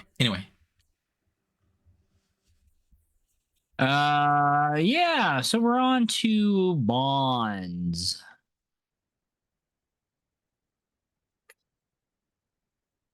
Bonds. Hey, this is an important part of this game. It's a very important mechanic. So basically, during character creation and guild creation, you create bonds with other players at the table. They give many examples here of relationships you can have with the characters around you. They're all good. You can read all of them. But yeah, let's see. Let's read my summary on this. Everyone makes that's not the right one. Yeah, bonds are planned relationships you have with another PC. You play into these bond relationships to charge your bond. Charges of bonds can then be used during the camp phase to heal and recover resolve. So basically, you are supposed to. The GM is supposed to give you credit for when you act into one of these bonds, or you put yourself in danger in aid of a person that you're bonded to. And that's what gives you charges. It's kind of tenuous to me because Ryan actually said this, and I'm copying him. The GM becomes the arbiter of what is and is not good role playing, which is like, potentially kind of sucks depending on who your GM is. And you're not all players are great role players, and they should be able to have fun at the game. But yeah, kind of a weird, tenuous area to put the GM in. Yeah, I would say, like, as far as like the core kind of like gameplay loop, this is the only one that I just genuinely dislike. Like, yeah, because it's not so D&D 5e, right? You can get inspiration, right? You don't need inspiration. Like, if you have it and you re-roll a dice, cool, it's a bonus, right? But like when we get to like actually doing like the camp phase and healing and things like that, like what you can do with your charged bonds and stuff, like you need to have charged bonds to heal. You need to have charged bonds to do a lot of stuff. So basically, like, you create a meta currency where you have to role play or put yourself in situations with other people. Like, and yes, that sounds like you're like, oh, like, why not? Well, because, like, again, like, I have no problem with incentivizing behavior in games. I think I'm firmly in the camp of incentivize whatever the fuck you want. It's ridiculous to think that like you wouldn't, but to give a mechanical a necessary mechanical weight to the way people play the game generally in a narrative way, and make it a meta currency that is literally like necessary in the game, is a extraordinarily slippery slope that is incredibly table and person specific. Yes. Yeah, I think making it a meta currency that is a fun extra thing is a great idea. But yeah, definitely not the thing that you absolutely have to have. Yeah, and so then after that, it gives us a lot of examples of different kind of bonds and relationships, and they're all very good. There's a very useful sidebar here on negative bonds and that guy. We've all had that guy at the table. Sometimes it's a guy, sometimes it's a girl. That person who fucking sucks. And the advice here, which is, by the way, the most effective advice to deal with these people one way or the other, is to actively talk to them about their effect on the party. While that might not make them change their attitude, it will get you closer to kicking that person from your table, in my opinion. Yeah. Step one is talk. Step two is don't fucking play with them anymore. Like, I don't understand the blog posts that are like, this person is such a problem. It's like, tell them to shape up or tell them to ship the fuck out. Yeah. Why would you play with this person? You have no obligation to them whatsoever.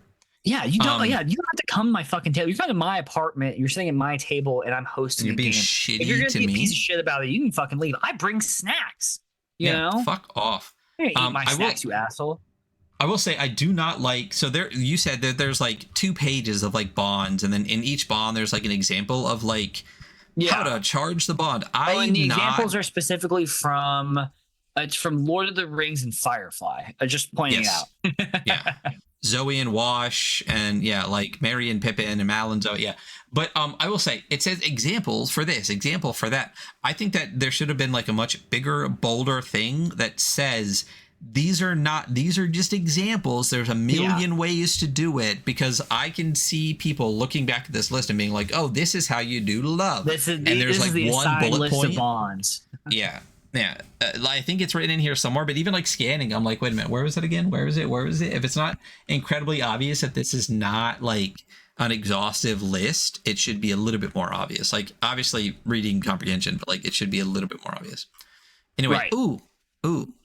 Next one. So go off. Okay. What you tell me what this word is. Oh, the thing is that I know what this word is because I rock climb. And that so is why I know what this word is. Yeah, I've seen this word written many times. This word is arete. This word is an arete, and the reason I know what it is because I also rock climb. That is the thing that we have in common, is that we climb rocks, both inside and outside. This word is arete. So this section, this is number 6, what it is in the game. Well, let's talk about what it is in the game first. Each adventure has capacity to exemplify a platonic ideal. This says arete is how you pronounce it.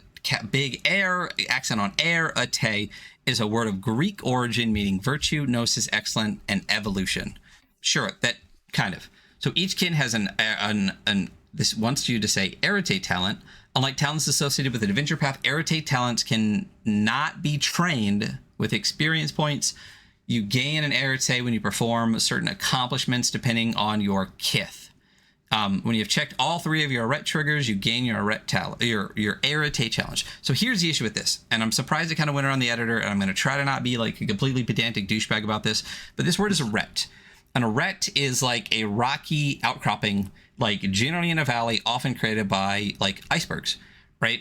And it is not an arete, which it is a Greek word that means virtue, gnosis, and excellence. An arete is a French word with Latin origin, not a Greek word. Why do I know that? Because I'm a fucking douchebag and I deep dive stuff. And when I saw the word arete in rock climbing books, I Googled shit.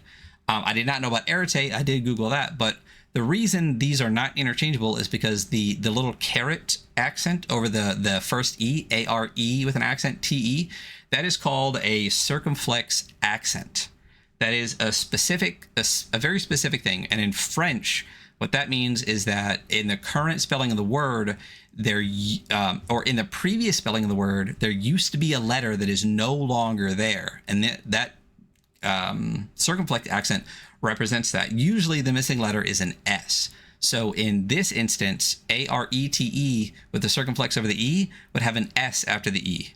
A-R-E-S-T-E. The first T. Yeah, the accent with a caret over it means there is a missing letter, usually the next letter, and it's usually an S. So it'd be A-R-E-S-T-E, aresti, which has a Latin origin that basically means like a yaw of wheat. Like if you look at like wheat in a field, like the actual like weedy bits at the end of the stalk, it's that stuff. That's the Latin origin of that word. So this is a French word with a Latin origin because of the circumflex accent, not the Greek word, which is the same spelling without the circumflex accent. And they just happen to be 2 different things with 2 different origins.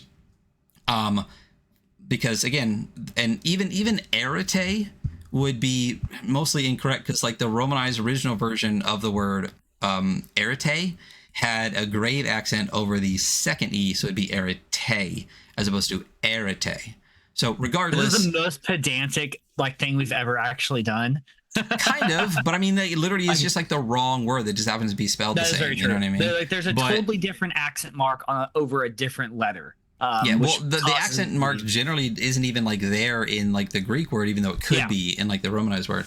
But like there, you just wouldn't have this like kind of caret circumflex accent in this word at all, because like this word literally means like a rocky outcropping. It's a cliff, and it's a French word with Latin origin, not the Greek word of Greek origin meaning like gnosis and virtue or whatever. So it's just I don't know. It's just a miss from the editor, I guess. But like, and the really only reason it matters, we both rock climb, and so both of us are. I'm like, you mentioned it to me. I was like, that word's a ret. Is yeah. Well, I even said, I was like, what's that word? And he was like, you were like, well, I mean, it's a ret, right? And I was like, yes, it actually is a ret. And let me give you this really pedantic explanation on how this is not the word that it is.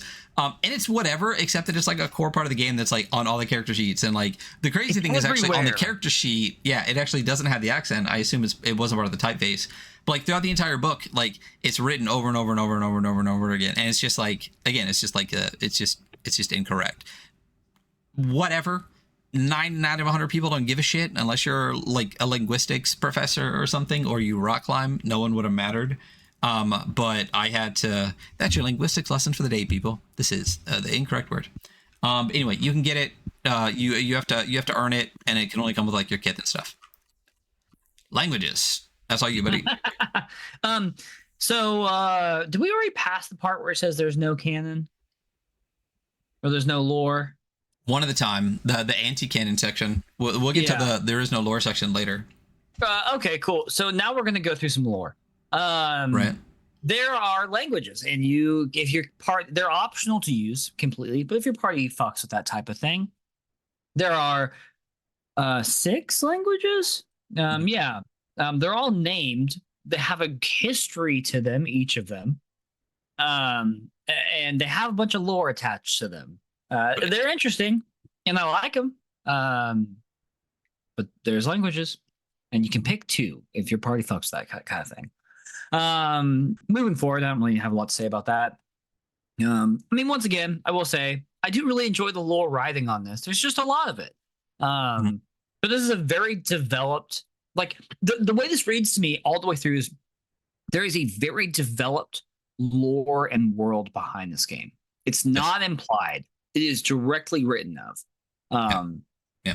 My issue is not that there's lore, because I think the writing is fantastic. The stories are fantastic. My issue is that numerous times throughout the book, they say there is no lore and there is no canon. And then I read pages and pages and pages and pages of lore and just say, this goes back to call a spade a spade. And this won't be the last time we talk about this. Yeah. Anyway. Conditions. How deep are we on the second character sheet now? Yeah. Oh, yeah. We're on the second character sheet, which is character resources. This has your like kind of health bar at the top, which is stressed, then staggered, then injured, then death's door, although that's not completely true. But don't worry, we'll get there. Yeah. So yeah, I know. Conditions. You can take multiple hits of damage, and they basically fill up a line, essentially, right? You start with stressed as a freebie. What was that? Oh, I was like you check a notch, but yes, yeah. I just scrolled up to the bar. Freebie. You can take that in place of taking staggered. Oh, sorry, staggered. Stressed is non-physical, but like mental exhaustion. You get the stressed condition for going through certain ordeals. Wounds do not stress you. Wounds start filling up a meter that starts with staggered.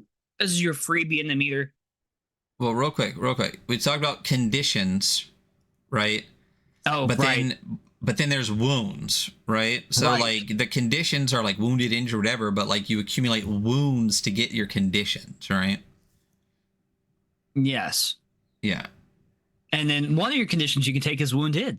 So yeah, you gain these conditions by taking wounds. The first one being staggered. This is your freebie, your first wound you take. It has no immediate negative effects. It's healed automatically in the camp phase as long as you're not also stressed. It's usually the first condition player chooses when wounded. So when you take wounds, you can choose what conditions that you take. I don't know. There's a scenario where I would choose not starting with staggered. Why would you? It's a freebie. There's no negative effects. Wounded. So when you take another wound, you become wounded, or your talents can become wounded. You have 2 talents, up to 2, max 2, that you can wound instead of taking that wound and becoming injured.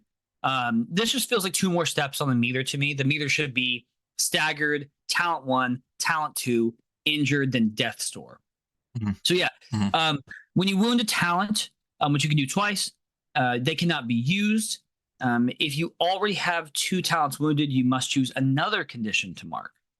Once again, you can choose what order you take these, but why would you wound a talent before taking staggered, since staggered has no negative effect? I don't know.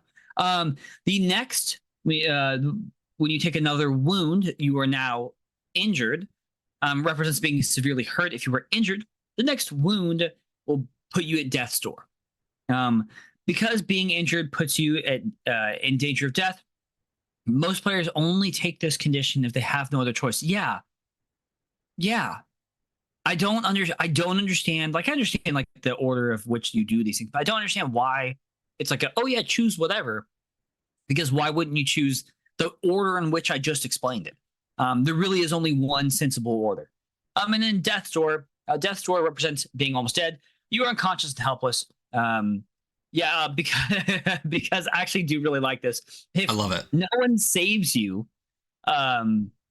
if you don't get healed within a watch, you become undead. Yep. No one dies. Yeah, it's great. No one dies. It just gets worse.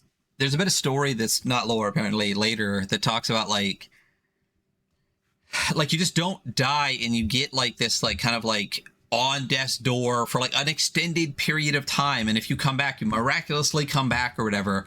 But yeah, if you do actually die, you become undead. Like, I love that. It's such a great piece. But my quick spiel about conditions, and you just said it, it makes no sense. There's an illusion of choice on this like bar. You're always going to take staggered first because it's your first and it's your freebie, right? You're always going to take injured last because your very next one is death's door. So wounded will always come after staggered. There's no reason to even give the option. Just give it an order because it's pointless. Because even if you're wounded 1, right, and then you take injured, the next one has to be death's door. So you just lose wounded. Say you take injured as your first one. The next one takes death's door. It's death's door. So there's this weird illusion of choice that makes no fucking sense. But also, let's also talk about the fact that you take wounds, but you might not be wounded.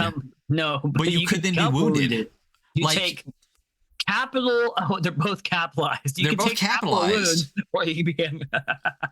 You can gain a condition from taking wounds that's not wounded or could be wounded. Just use a different word. Like, use a different word. It's just like, I don't know. It's a weird. So much of this game is like so well constructed, so well thought out, and so thorough that it's so weird that this part is just like, here, we're giving you the option to put them in order, but there's only one order to do. Yeah, and there's like, only one order. And here's this keyword that literally means 2 separate fucking things. Like, it's just so weird. Anyway. Oh, cool. Yeah, moving on from my way I feel about that to resolve. So resolve. It's the grit to survive. Or you need grit to survive. That is. This is a pool of 4 points. You start with 4. You can use resolve in the following ways. When GM calls for a test of fate, you may spend a resolve to gain favor on that test. This can only be done before the test is actually made. Favor allows you obviously +3, like it says earlier. You may spend resolve to gain favor on the challenge action, adding +3 to the total value. And then also certain talents require the expenditure of resolve. So it's really your a thing that you do for many different things to regain resolve during your camp actions or your camp phase. You have to burn a charged bond to restore your resolve. So better hope that you role played well with your buddies because you need that charge. And then moving on to lore.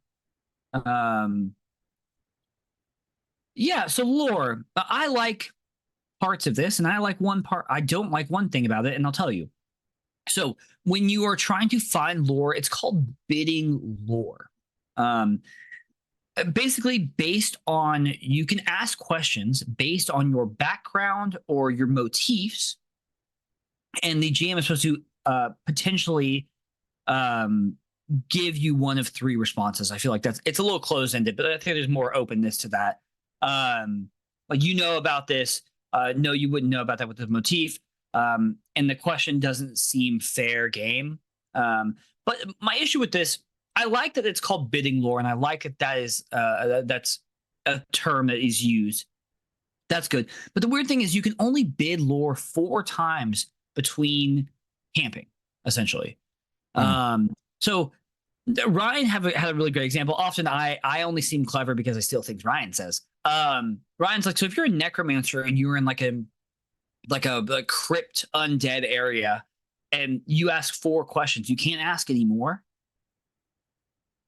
your character's just a dumbass after that, or just forgetful after that. It seems really weird. I think the goal is to get everyone doing this. Maybe. But yeah, why would I limit how many times I can ask a question? Yeah, it makes that's also one of the things I dislike. Whatever I said, bonds. Like I actually really love the procedure. I think it's really interesting. Yeah, it's basically just like a more formalized way of being like, what do I know about this? Yeah. It's great. I really enjoy it. But the fact that there's this weird, like there's too many resources that require management when it's not really necessary, and this is one of them. Like there's no reason to put a limit on this. And like again, like I'm trying to come at it from like the game, because this is a very different game than I think a lot of people are going to be used to, because resource management, meta currencies and stuff like that, it really gives like a hint of like board game to the whole thing for some things. Like I can imagine like tokens and shit. Like it really gives me like a Skip the Dark Castle vibe sometimes. But like it is extraordinarily unnecessary to put a limit on potentially RP and knowledge that would help in the game, and that's it. That's all we really need to say about it. There's no reason. I would not put a limit on people's lore bids. I wouldn't either. Because the other thing too is like a lot of times you could just be like, your character wouldn't know that. That's fine. You know what I mean? Like it's not a big deal. You know. Anyway. On to talents, I believe is our next section. There are three different states of talents, essentially, right? You have unknown talents, things that you do not know, but you could learn through a mentor. You have mastered talents. You begin with two of these, and these are talents that you can just freely use. You have to spend resolve for many of them, but you don't have to pay XP to use them. And then you have in training talents, and I actually really like this. So you'll mark a talent as in training, and you'll spend experience to use that talent. After you tally up 7 experience, after you use a talent 7 times, it then becomes a mastered talent. And I really like that. You use it, you spend your XP on it, and you eventually master it. It no longer costs you XP. You can find a mentor in the city, or you could train with the camp action. Once you spend 7, it works the exact same way with a mentor. Once you spend 7 XP with your mentor, you spend 1 every single time, it becomes a mastered talent. Cool. Experience. During play, if nobody else is currently pursuing their quest, you may declare your quest to the rest of the guild. If everyone agrees to help you, every player, including you, gains 3 XP. When the guild completes a quest, every player gains 3 XP. A guild can only pursue 1 quest at a time. When you fulfill guild contracts, which you can pick up in the city, you also get 1 XP. And when you take the carousing city action and spend gold, you can spend gold to gain experience, but risk a hangover. But we'll get to that later. And right here's a little blurb on wide, not deep, which is great. It just says your character, gains a lot more skills, but doesn't necessarily like become god, master, fighter, or whatever. Animal companions, you have them. Yep. Moving on. I do like this box that says hirelings ? It basically says you're fucking hirelings. You don't get me. Yeah, that's pretty good. Black and white art here of this guy with a spear slaying this monstrous thing. Cool piece. Great cool piece. Silhouette piece. It's all silhouetted. Yeah, it's fucking beautiful. Then you have supply and resources, the third character sheet. Oh, yes. That's right, guys. We're still just in the adventure section. Pack space and gear. There is an inventory system. It is interesting. I think we're going to talk about like flickers and stuff later, so I don't think I'm going to go over that here. It's a very OSR system. Things you can carry in one hand is 1 slot. Things you can carry in 2 hands is 2 slots. Oversized shit, you can only carry so much. Like, that's about it. Yeah. And your torch is very important, and if it flickers, it's potentially bad. Being stuck in the dark in the underworld is very bad. But we'll get to that. Retirement, your character can eventually retire for one reason or another, or you finish your quest and they retire. Whenever you're done with that, there's just one or two things on the inventory page we can talk about real quick. Oh, okay. We'll go back to that real quick. Just so 4 belt slots, 21 pack slots, but then like there's I think we see this again later, but like it talks about like the notches that your items can take. So fragiles break on 1, regular stuff breaks on 2, temper breaks on 3. But like I had a question on this that like we I guess we need to find out later. Like at the top of the character sheet there is a right hand, left hand, a helm, and armor. The one we're on. Supply resources, gotcha. Yeah. So the helm I get, like, if you go to the armor section and then leave the armor section and go find the helm in a different spot because it is not with armor, it takes 1 notch. Armor, I think, can take up to 3 notches. Okay. Yeah. But like, I don't understand why there's 3 potential notches on our left and right hand. Were you able to find that anywhere? Because I thought maybe shield, but shields only go up to 2. I think it's whatever you're holding in your left and right hand. You think that's what it is? They're like, yes. Because I guess, what does it say? Tempered steel can suffer 3. So I guess if you are holding something that is of tempered steel, that would make sense there. Okay. Yeah. All right. That's all I wanted to know. And also your storage space counts your 2 hands. Yeah. I guess you're right. Like if you're holding something that is tempered steel in your right hand, like it could take up to 3 notches. Okay. Yeah. All right. That makes sense. Got it. All right. Retirement. Yeah. And then, sorry, I skimmed that too much. I thought we go over all. I think we go over all of that again. At least notches and stuff. Yeah. Retirement. Yeah. Hey, your character retires for one reason or another. They finish their quest and don't declare a new one. Now, when you retire an adventure, your next adventure gains 1 of the following for each 10 XP your retired adventurer had. 1 master talent from any path, or 1 arret check mark. This is an interesting rule to me because why would you retire with any XP? Don't you spend XP for talents and stuff? So when your character retires, will they have even 10 XP? I guess it depends. I mean, clearly there it must be, because like obviously like they've played this game for years, so there must be stuff left over.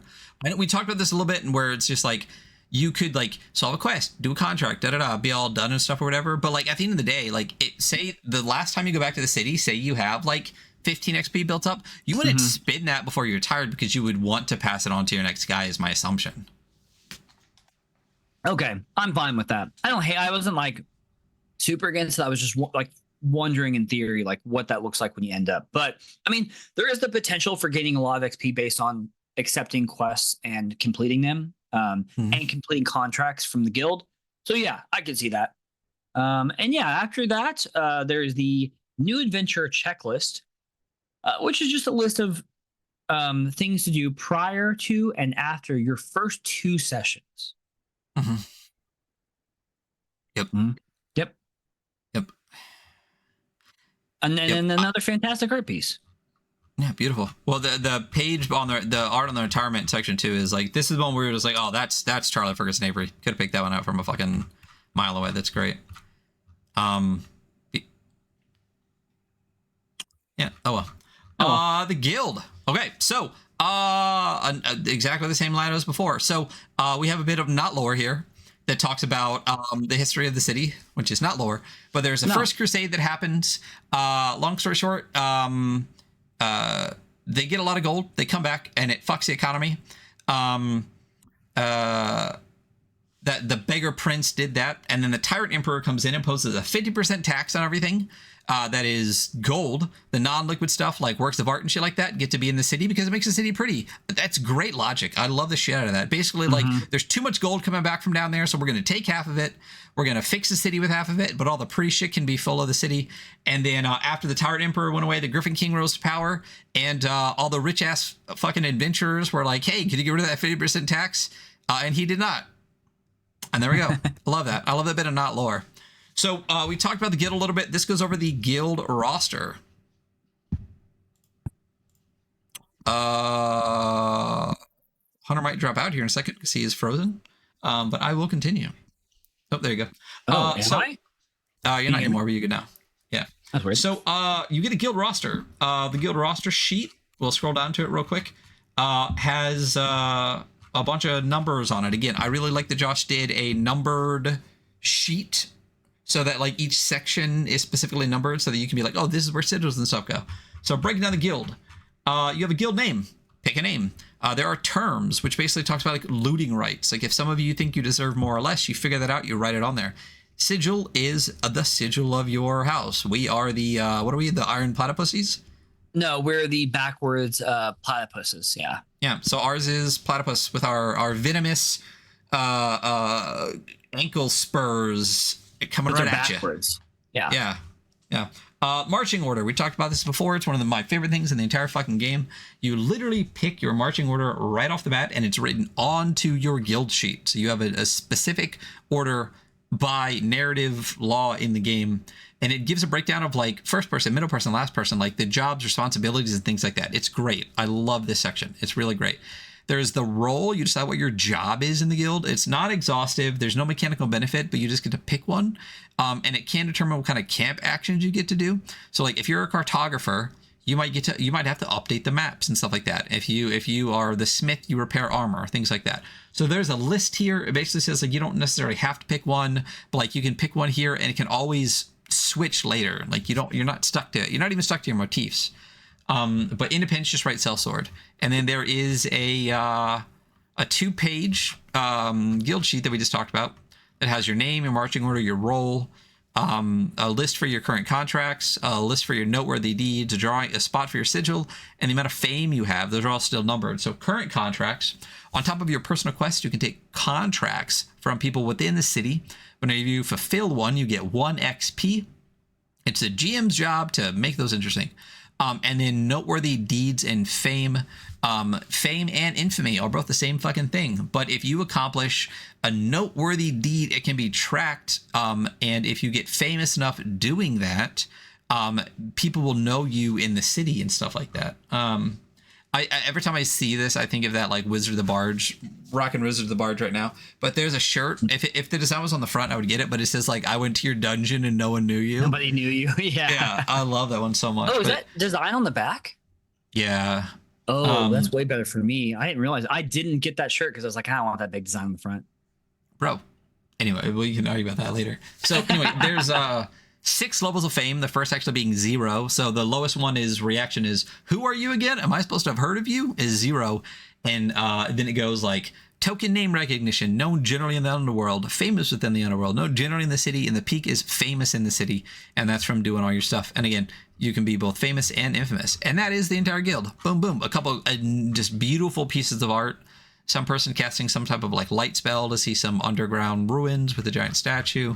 And then another one of those like looks like white charcoal on black background of a figure in front of the moon. Absolutely. And with like a Cerebus style 3 beasts like coming up. And that is the entire guild section. All right. We're on chapter 4, 2 hours in, people.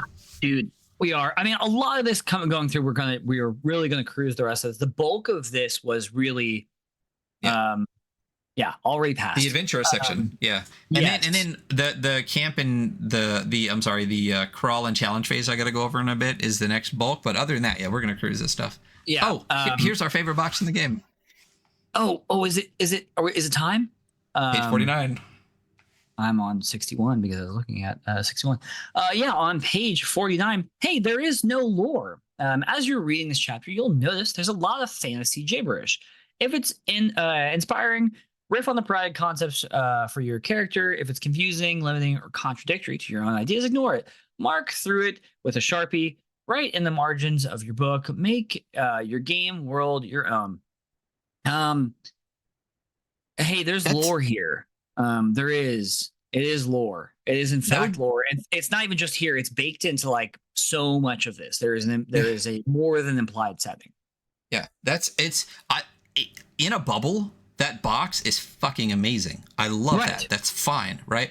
But like when you start the book with the whole sidebar on against canon saying that there's an implied setting, and then 49 pages in, you get a little box that says there is no lore. But I can tell you the history of how the city came to be. I can tell you why there's a 50% sales tax. I can name 6 languages of the world. Like, you got lore. And just saying, but just ignore it doesn't mean it's not lore. Like, call a spade a spade. If you just said ignore all this lore if that works for you, it would be totally different. But to say there is no lore, period, and then the Kith and Kin section is 16 pages of lore, come on, bro. Yes, it is. It is a thing. So we're gonna check out orcs. We're not gonna go through all the sections. They're all here. Get the book. We're gonna go through orcs because they are definitely the most interesting in my professional tabletop RPG reader and reviewer opinion. So all of the Kith sections are set up very similarly. There is an opening that talks about the people and their history. There is a section of myths of each of them. There are suggested names. There's usually a sidebar with some either optional rules or secret history. And then it describes each of the different kinds of those individual Kith and the talents they get.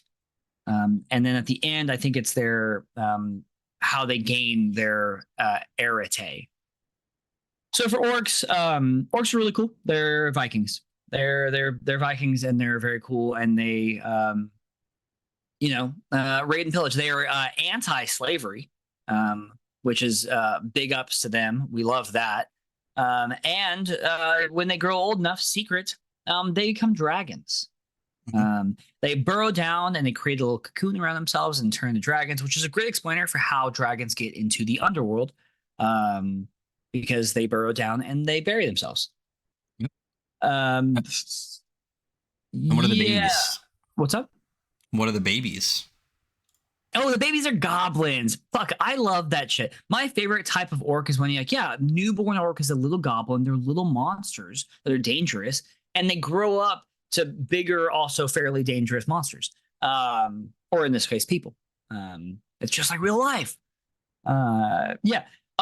Orcs have myths, and I really encourage you to read them. There are some suggested names. Feel free to don't use them. They're pretty good. They're very Nordic. They're very Nordic names. Wait, Elfric? Yeah. And then you have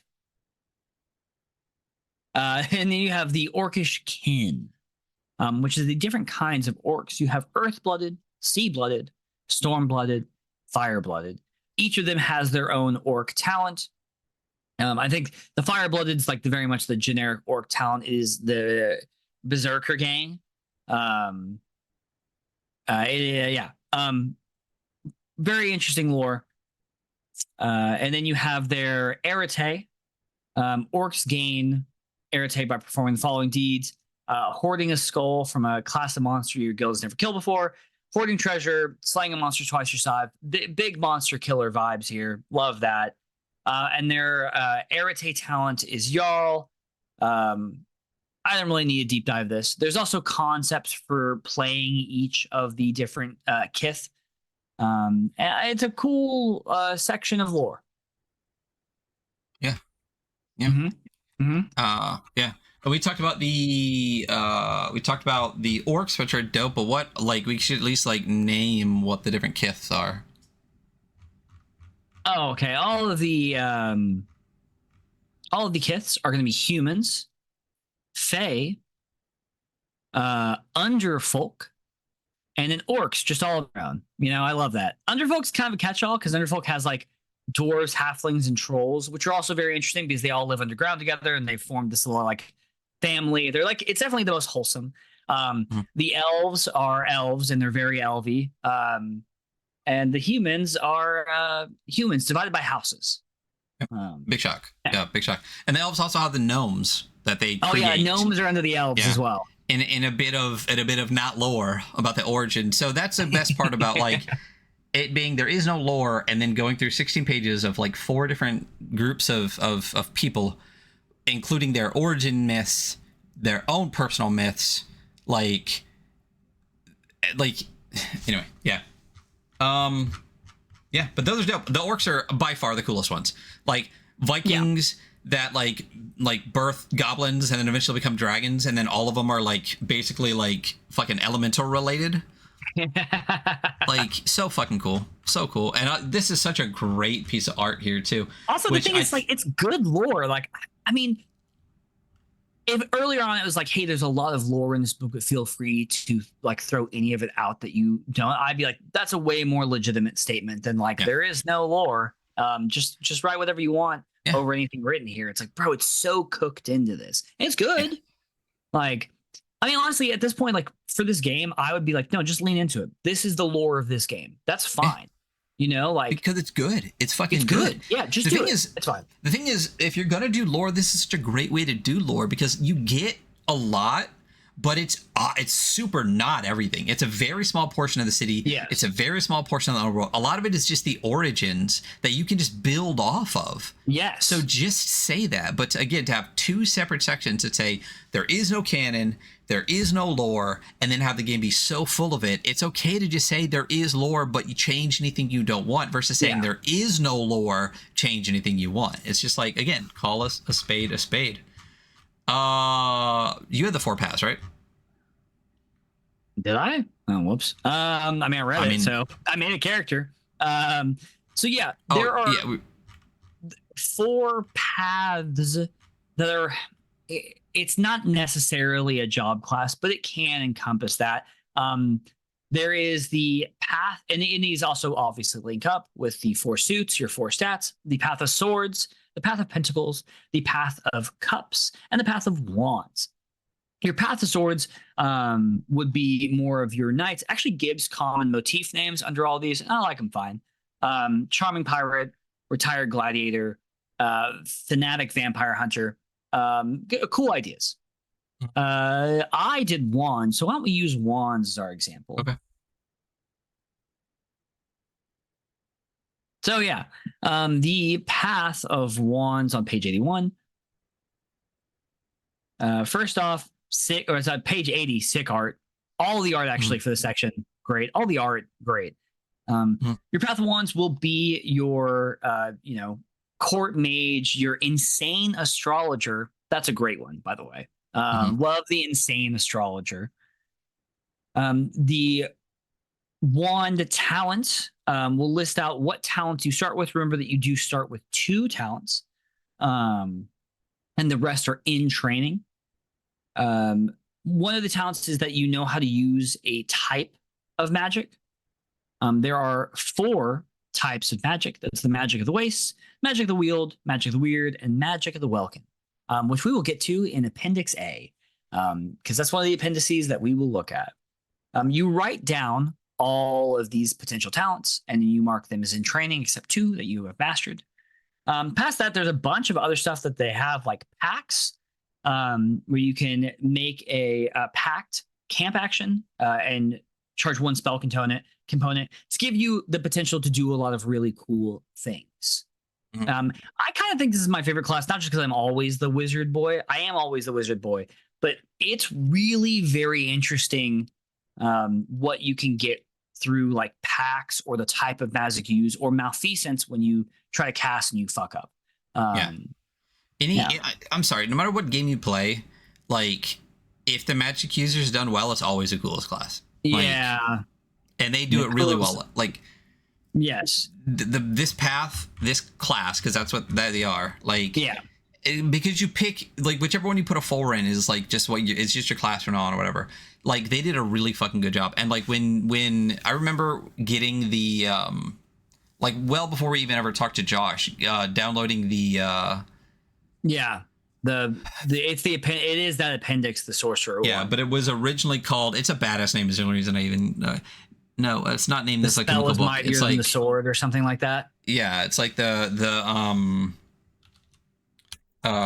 quick. I don't generally care, but like it's so cool that like I want to care and like tell sorcery is a sword without a hilt. That's what it is. There were four chapters, which are basically the appendices that were like pay what you want prior to the book ever coming out. And I remember like downloading Sword as Sorcery Without a Hilt and immediately being like, bro, you have to read this. This is right up your fucking alley, and sending it to you immediately. It is very much. I do like the magic in this quite a bit. So good. It's so good. I really love it a lot.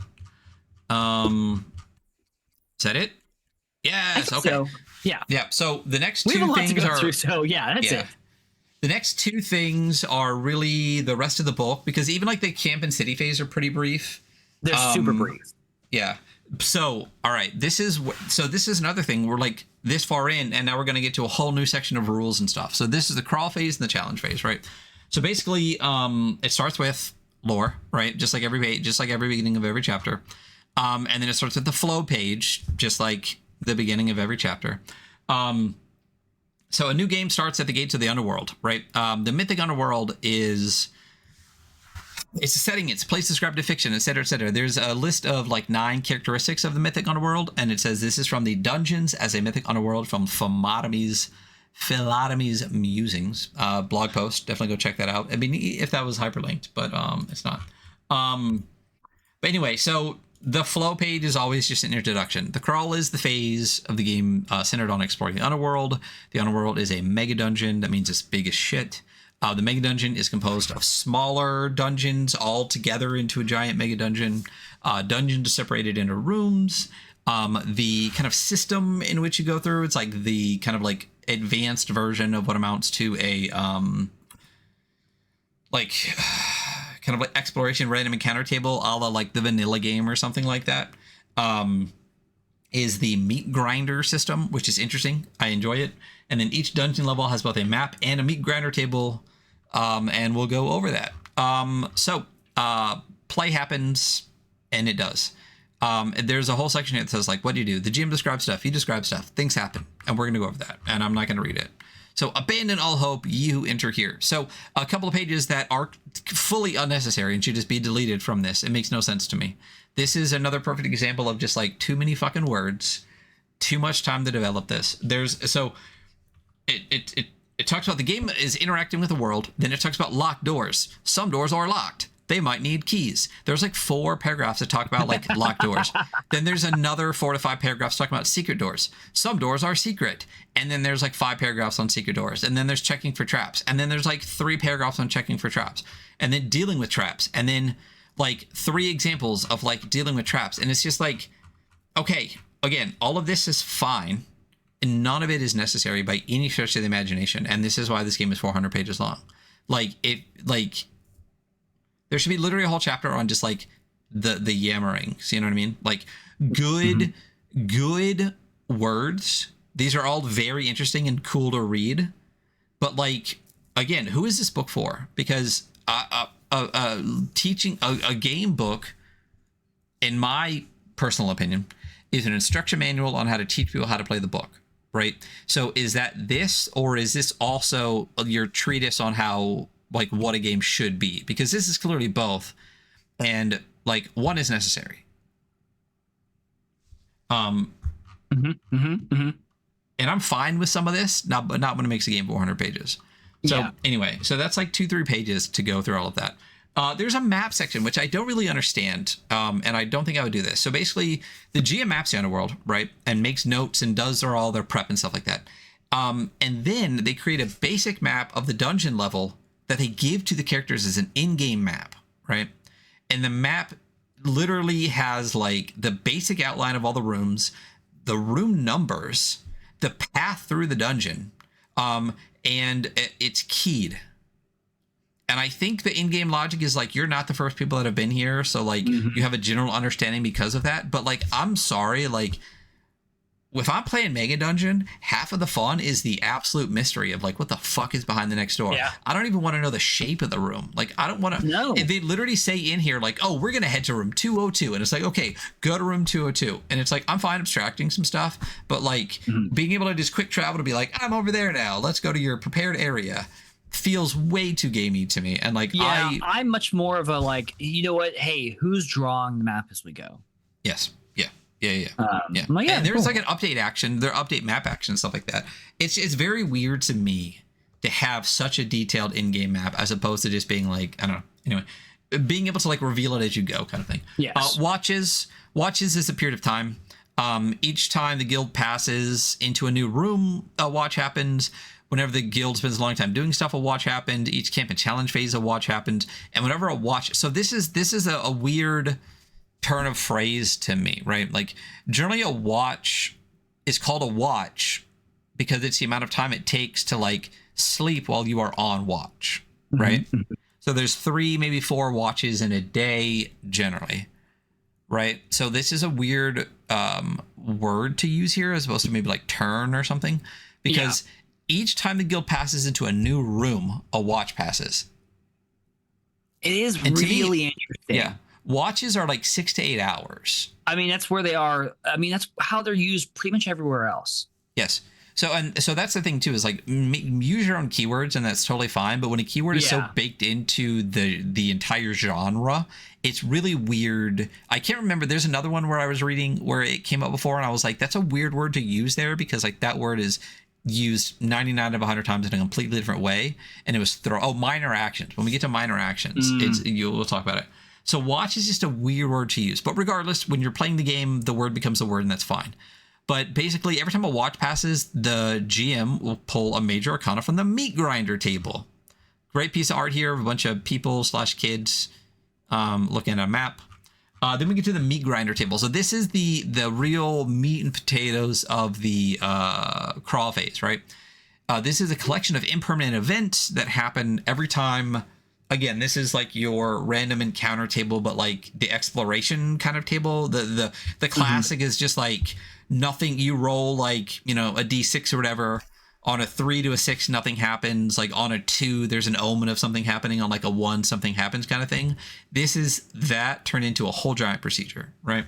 So basically, every time something happens that would require the GM to the meat grinder to encounter, the GM pulls a major arcana card, and when the event is triggered, the GM marks it off. And if the cards are shuffled and the same event is drawn again, you just get a freebie. Nothing happens.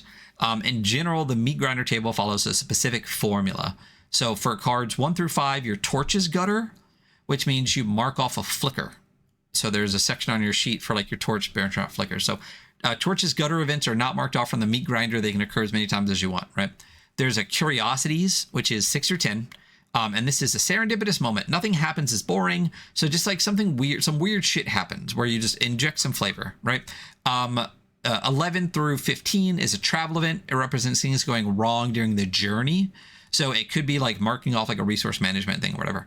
And then you got 15 through 20 is a random encounter, which is encountering other shit. I mean, you know what a random encounter is. And then 21 is a quest rumor. So it leads you one step closer to your current quest, right?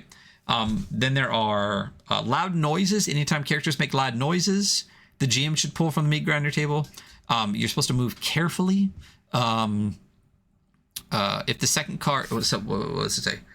Tapping in front of you, do know that. The GM should pull again on the meat grinder table after resolving potential encounters. So basically, like, regardless of the fact that you're moving like carefully, if like shit happens, you still get to draw from it. That's it. And then there's an example meat grinder table, which is great. So obviously the first 5 are flickering. There's cockatrice call. There's nearby flowers. There's a rushing river. There's a red herring tavern. You just randomly run into a tavern. Like that, just underground. Oh, the great thing about this one, I love this one. The guild happens upon a squat but cozy looking tavern. A wooden sign depicts a red fish leaping from the water. A herring, a bit of red herring. I wonder what a red herring is. Inside is a tapped barrel of ale and a cauldron full of stew, but no innkeeper. In fact, the tavern is a giant mimic occupied by several small mimics. Sleeping in the mimic tavern is a bad idea. I love that. Ogre courting ritual.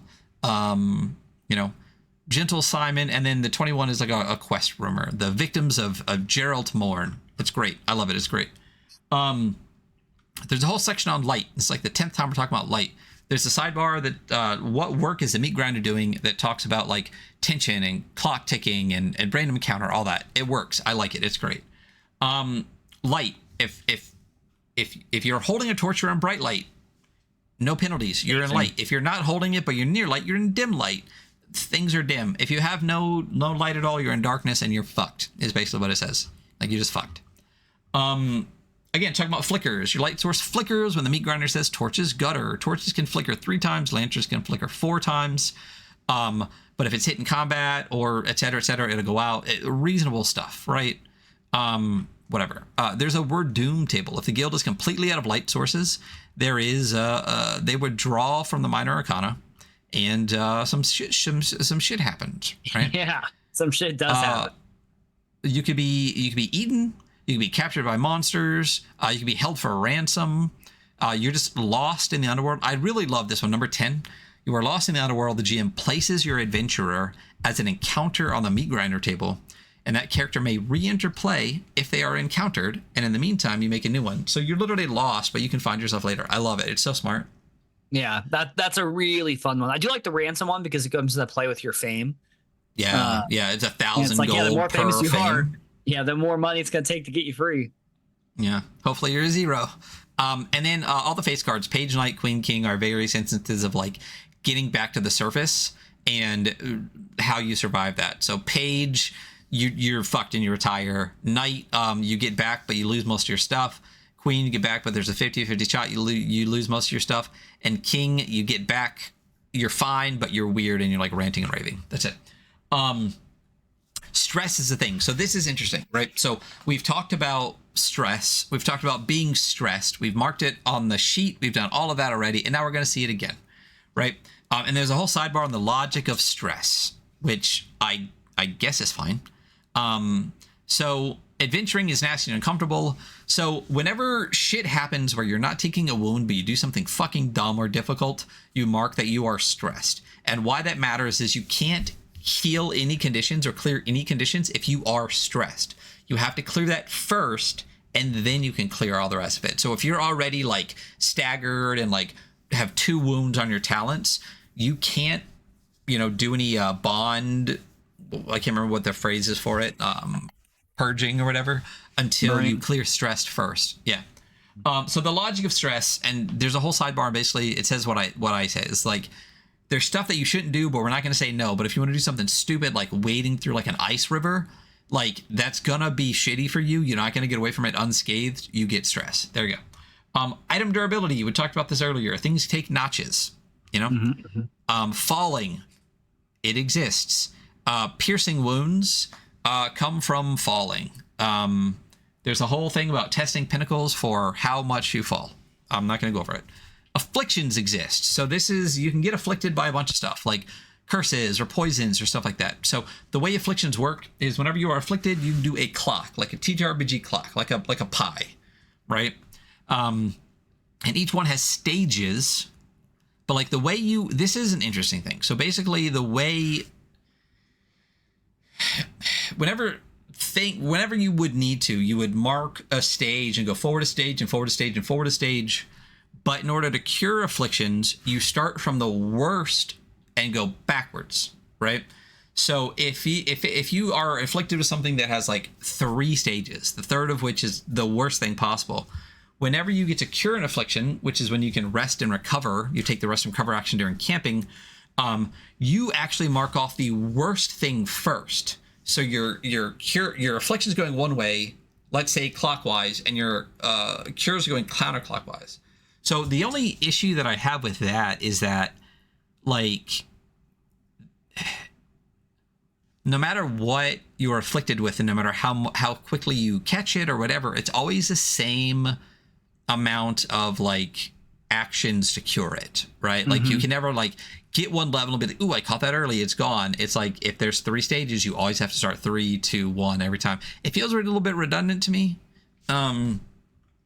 But the only thing I don't really like about this section is that the example pie charts all have 6 segments, but then every example affliction only has 3 stages. So unless I'm reading something wrong, it's weird. Yeah. And then even it says like there's 3 stages, but it says requires 2 charges to cure. That must be like stage 3. So does that mean there's like 4?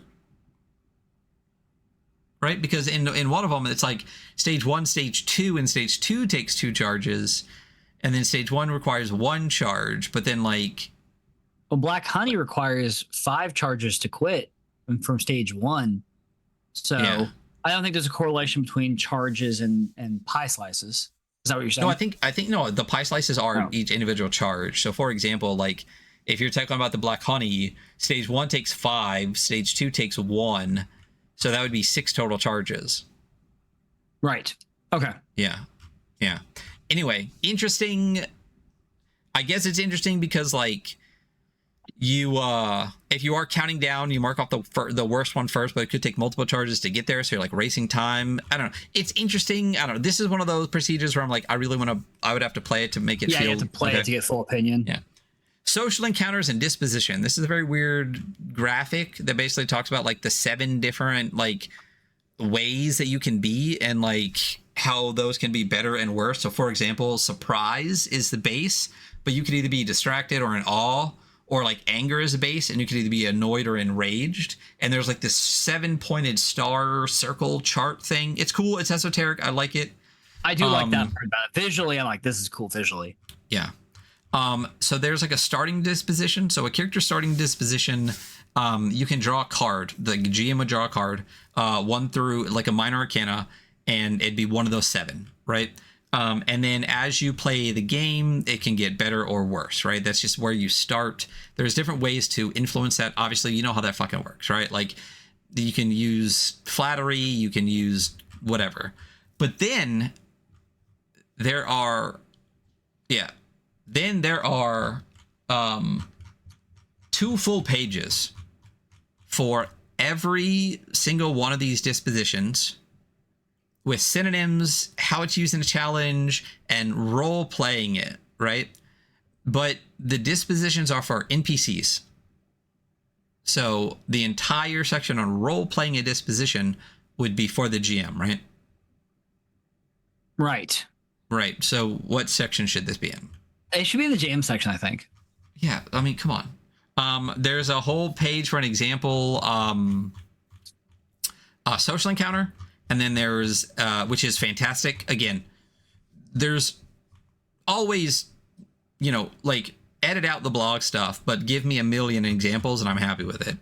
There's a whole example crawl phase, which is really, really, really fantastic. It's like 2 pages long.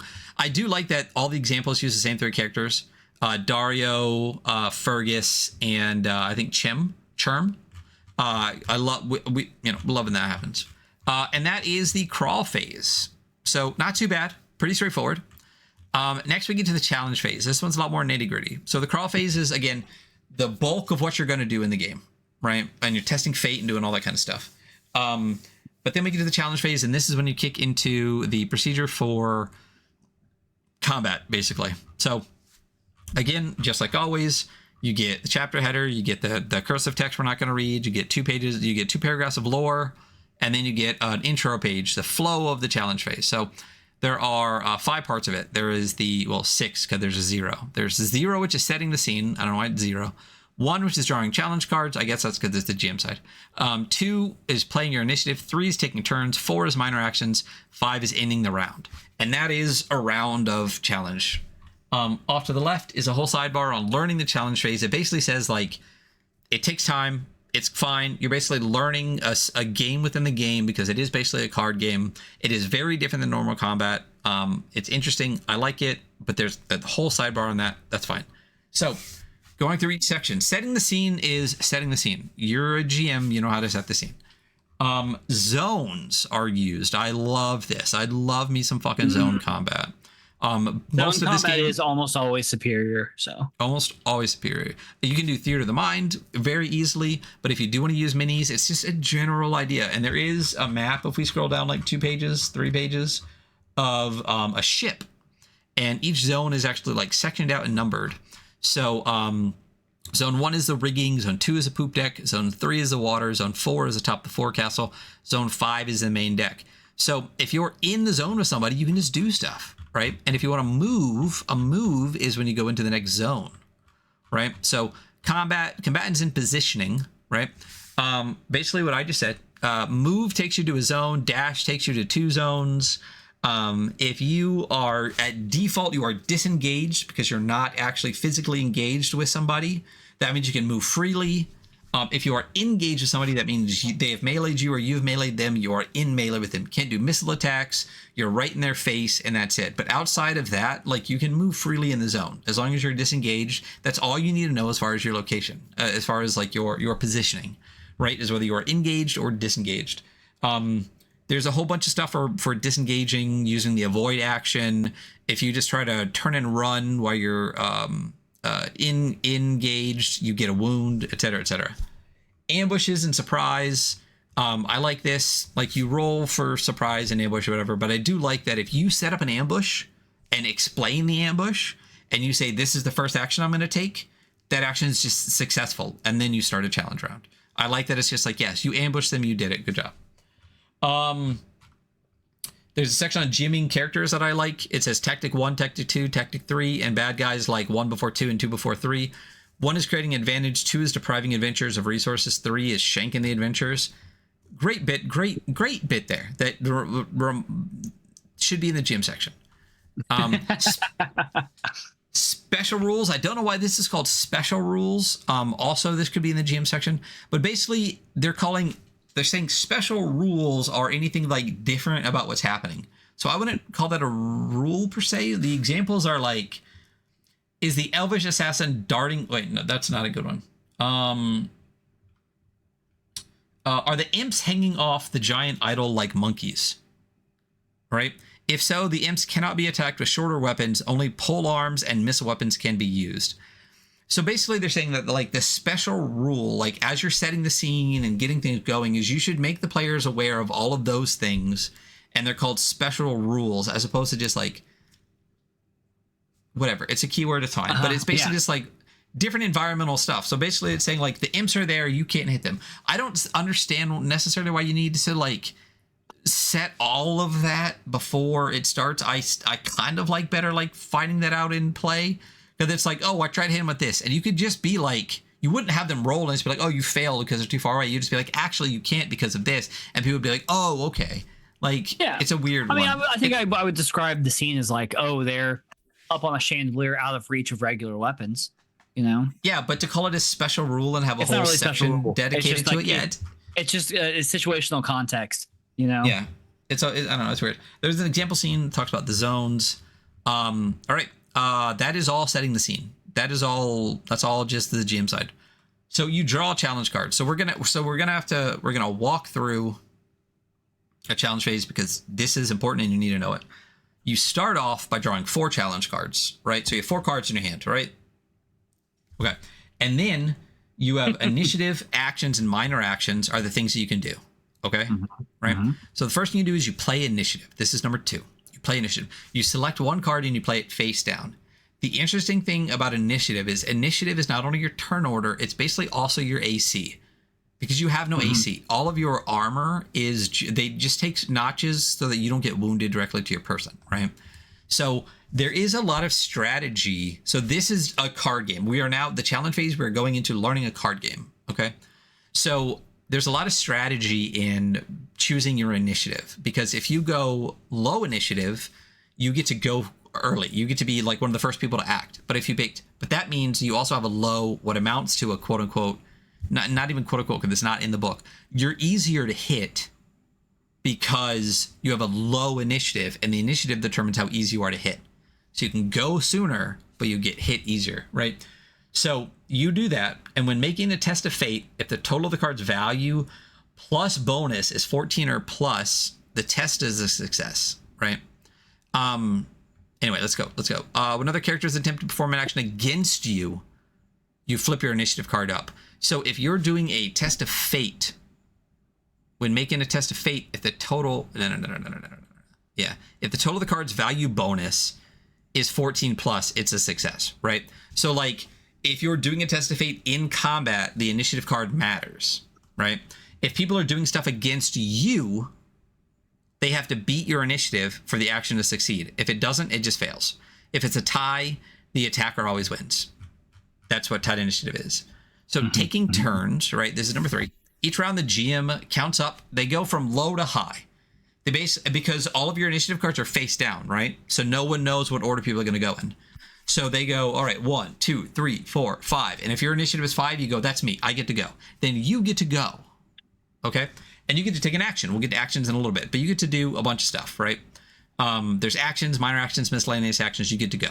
But every time you go, right, there's always the option of a minor action.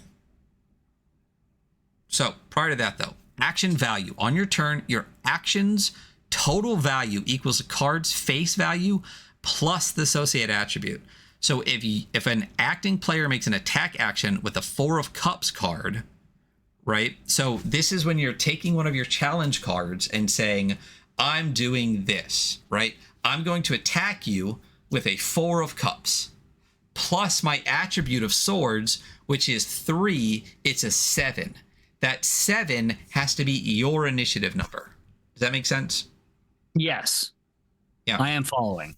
Yes. So your initiative number gets laid down hand first, and when it's your turn to take a turn, you take the challenge cards in your hand, and whatever action you do, if you're doing it against something, you have to beat their initiative number.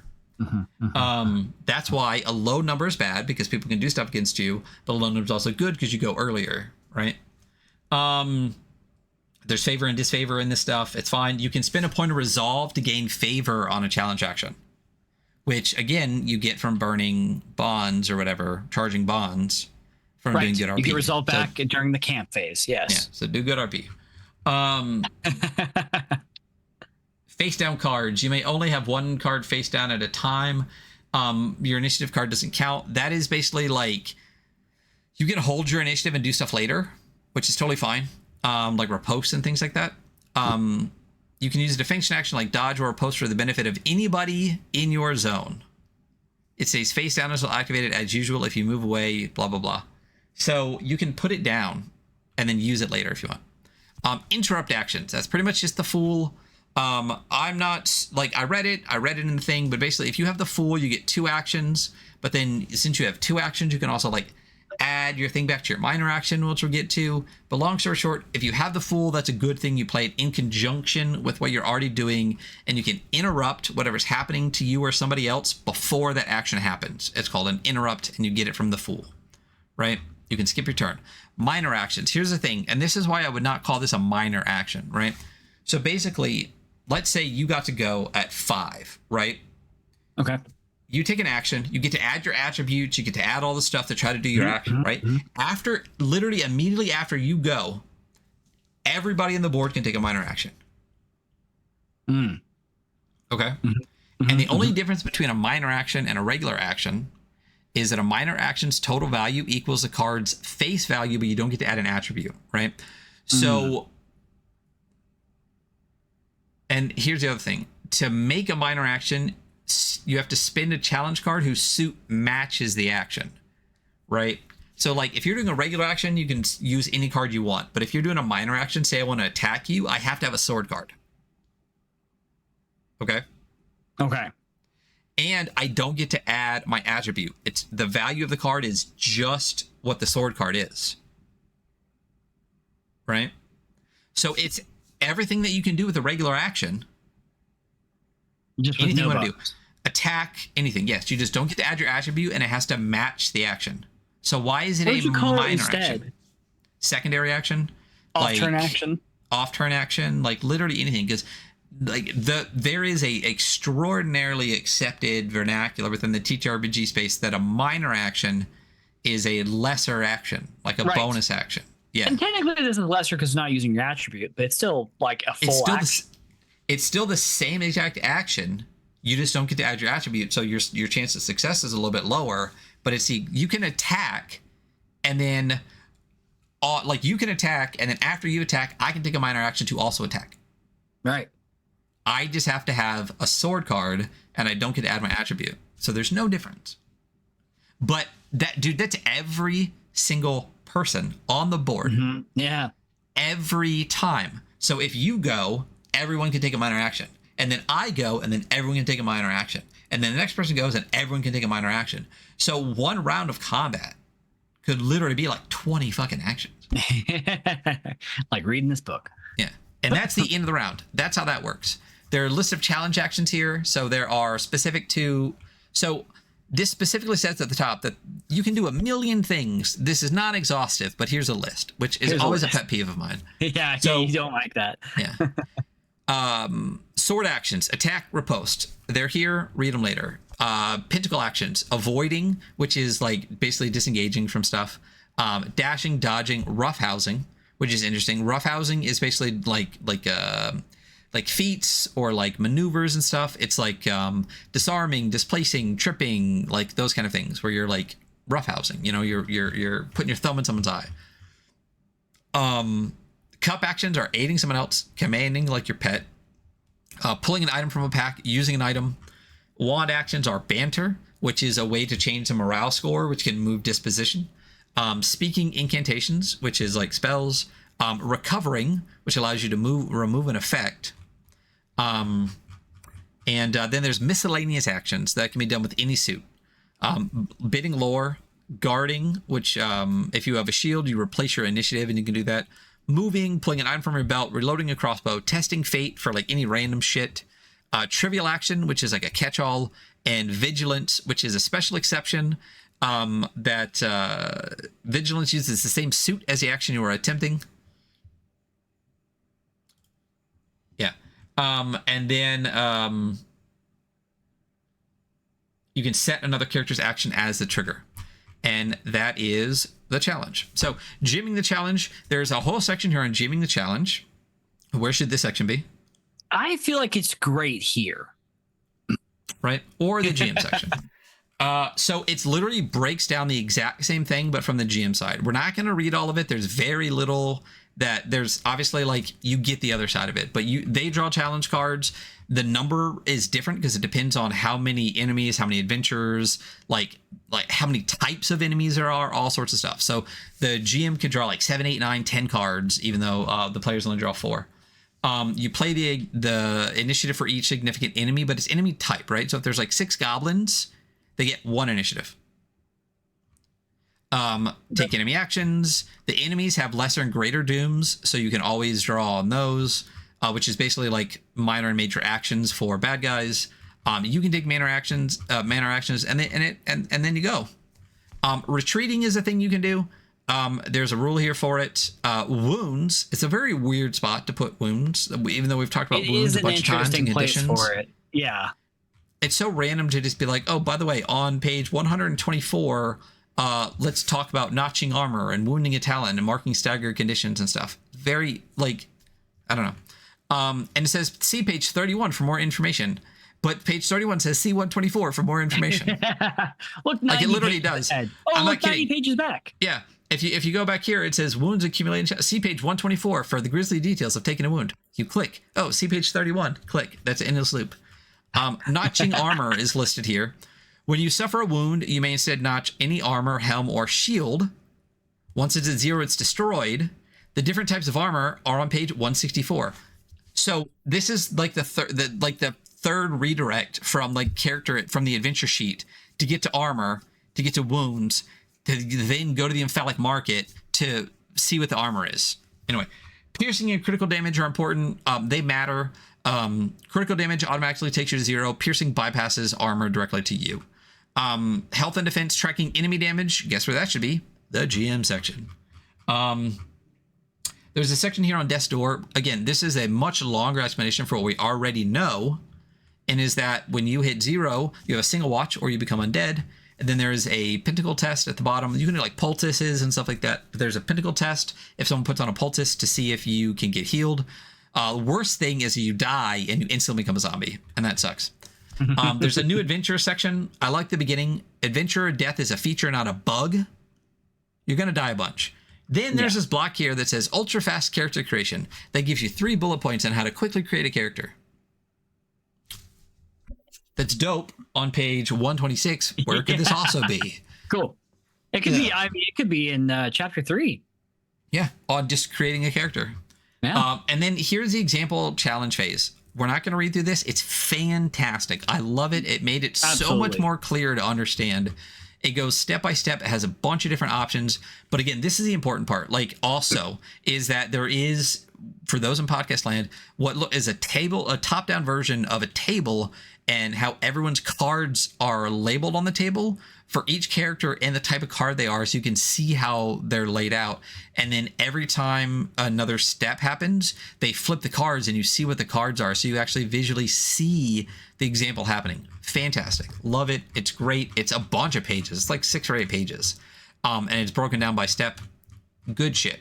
Love it. And that is the campaign challenge phase. I did that in like 20 minutes. I think that was great. All right. Cool. The camp phase, gonna fly through this one, let me tell you. But the camp and city phases are a little bit different, they're wildly different than the other two phases, but they're very similar to each other. So for the camp phase, the flow of the camp phase is broken down to a numbered list, which we love. You have camp actions that you can perform after you set up camp. You have breaking bread. You consume a ration when you make camp, and if you don't, you take the stress. You check stressed. Gotta eat. You'll be stressed out. Step 3. No rest of the wicked. The GM checks for any random camp events. Step 4, recovery. You can recover 1 wound or regain 1 resolve. By the way, it's not and, it's or. You can either recover a wound or gain 1 resolve by burning a charged bond.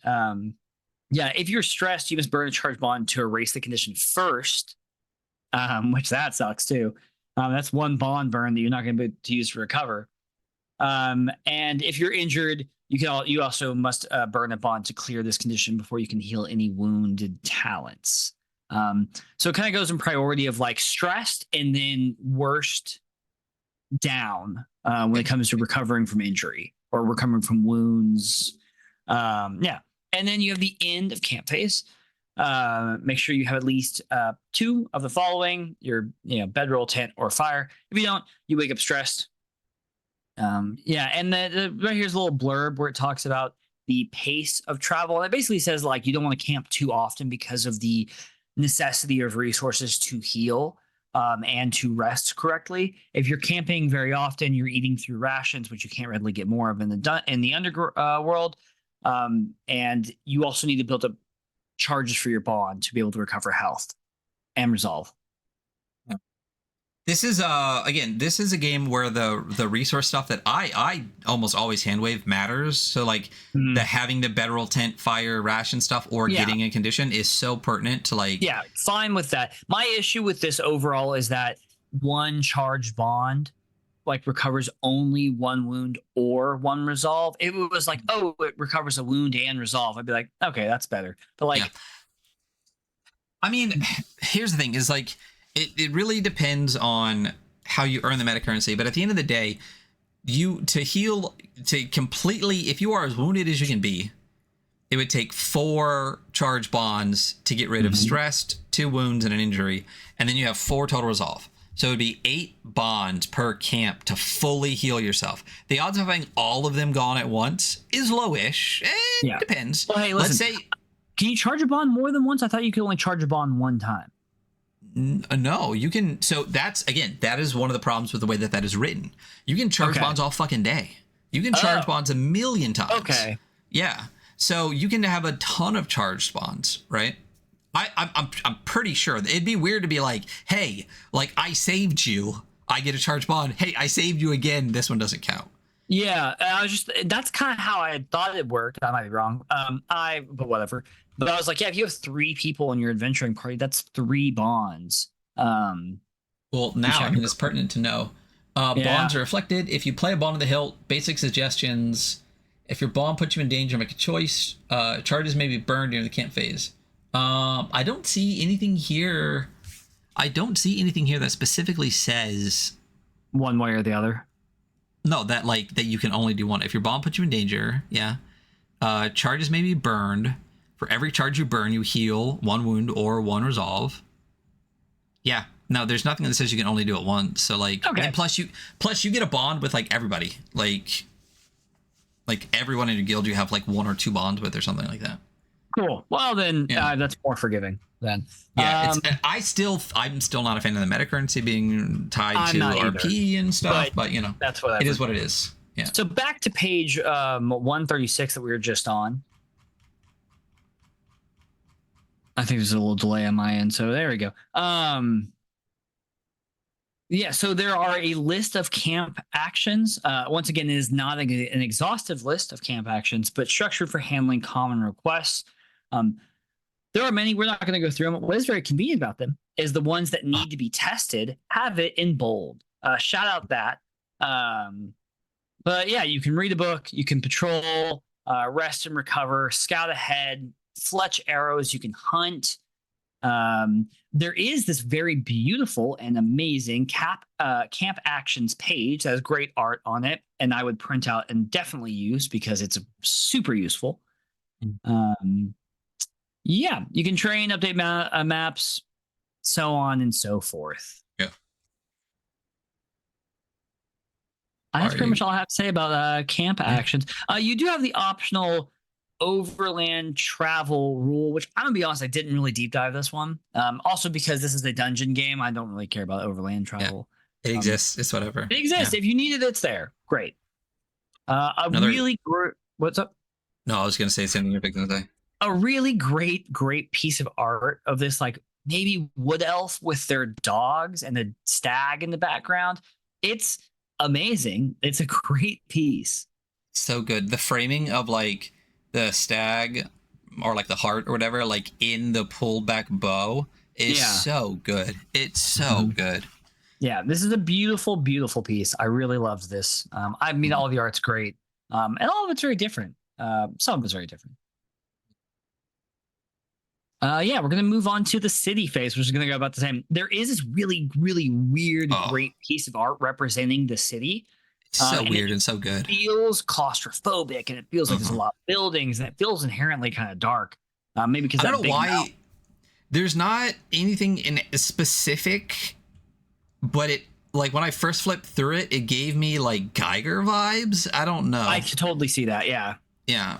But then you look at it and you're like, not really, because there's no like mech, organic it's not mech. Really, but then like, I do get where you're coming from. Yeah. Anyway, city phase. The city phase. So the city's really interesting. This is your return from the underground. It once again starts with a numbered list. There is the first of this list on the flow of the city phase being death and taxes. Remember that any gold that you bring in is at a 50% tax rate, which is insane. Noteworthy deeds. So you will write down deeds on your roster. I believe you can have up to 5, right? Point being, when you return. If it's related to fame, it's 0 through 5. You erase 1 if you already have 5, and you add a new one based on your accomplishments from your last crawl. You're then step 3, city events, which are very interesting. The GM draws for a random event on the city event table. The city feels like a very cool step in this. The step 4, you turn in contracts. If you filled any contracts, it's 1 XP per guild contract. Upkeep. The player pays for an upkeep tier. Essentially, you have impoverished, common, or luxurious, and you pay an amount of gold to be able to pull items to refill your gear from items of that level.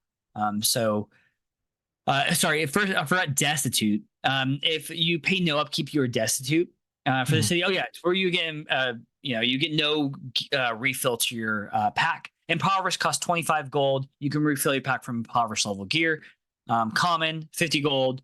Refill your pack with common or impoverished level gear. You can burn charges to heal wounds, clear conditions. As per step 4 of the camp phase, luxurious costs 100. You can refill your pack with any gear. And also all of your wounds and resolved are healed. 6 is the city action. Each player performs a city action. 7 is plan the next crawl. This is for the GM. Also they can sign up for new contracts in this step. And then 8 is restock the underworld. Before the next session, the GM restocks the meat grinder table. That's that. How far do you want to dig into that? I think that there's a lot of useful stuff in here. I'd rather go talk about city events and look at the city event table because it makes the city like a very interesting place. I also thought it was interesting in the camp phase, there is a camp event, but did I bypass the table completely? There is no table for it in the flow of camp phase. But if you go to the city events, there is in fact the table of example city events. City events work like many other things. It's a draw. City event tables should have 21 entries following this formula. There's curiosities, there's happenings, there's rumors, there's travel events, and there's signs and portents. These get really wild and very interesting and potentially can alter how your city looks or works. There's one where the undead just overrun the city. And if you don't deal with the undead problem coming from the underworld, you just can't use the city. There's meteors falling on the city, so that whole parts of it get destroyed. And there's also a lot smaller stuff as well. I just like the dynamic events that can affect the city and how you interact with it. Oh, it's so cool. It's so cool. Like the fucking king is assassinated and shit. Like, yeah, really great one. Mm-hmm. But yeah, there's smaller events as well. I just really got caught up with those big weird events. All of it really fits into that kind of like, maybe dark whimsy is the vibe of this. Dark whimsy, like dog suicide? That one's a little rough, man. I was not going to mention that one. Yeah, all the dogs die. It's not cool. Yeah. So there is some weird shit in here. I think one of them is like a prostitute will call out to you, and based on your wand stat, they'll target you for a discount. Get it, your wand stat, you know? Sex worker. And then once again at the end of this section, there's another really great one page that has all of the city actions in it, which is so good. It's very good. So good. And yeah, that's there's a lot in city actions. You can commission crafts, you can hold a funeral. There's a ton of shit going on in here, and I really encourage you to buy this book and read that. Yeah.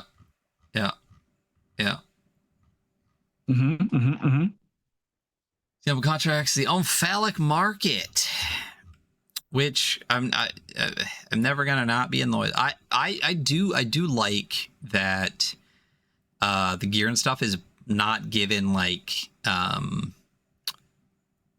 you know me, I fucking hate here's price 10 list. Pages of items that have like specific price values, because it's like that price doesn't mean anything, because again like, you know, how much is water to a you know, dying man? Like it depends, you know.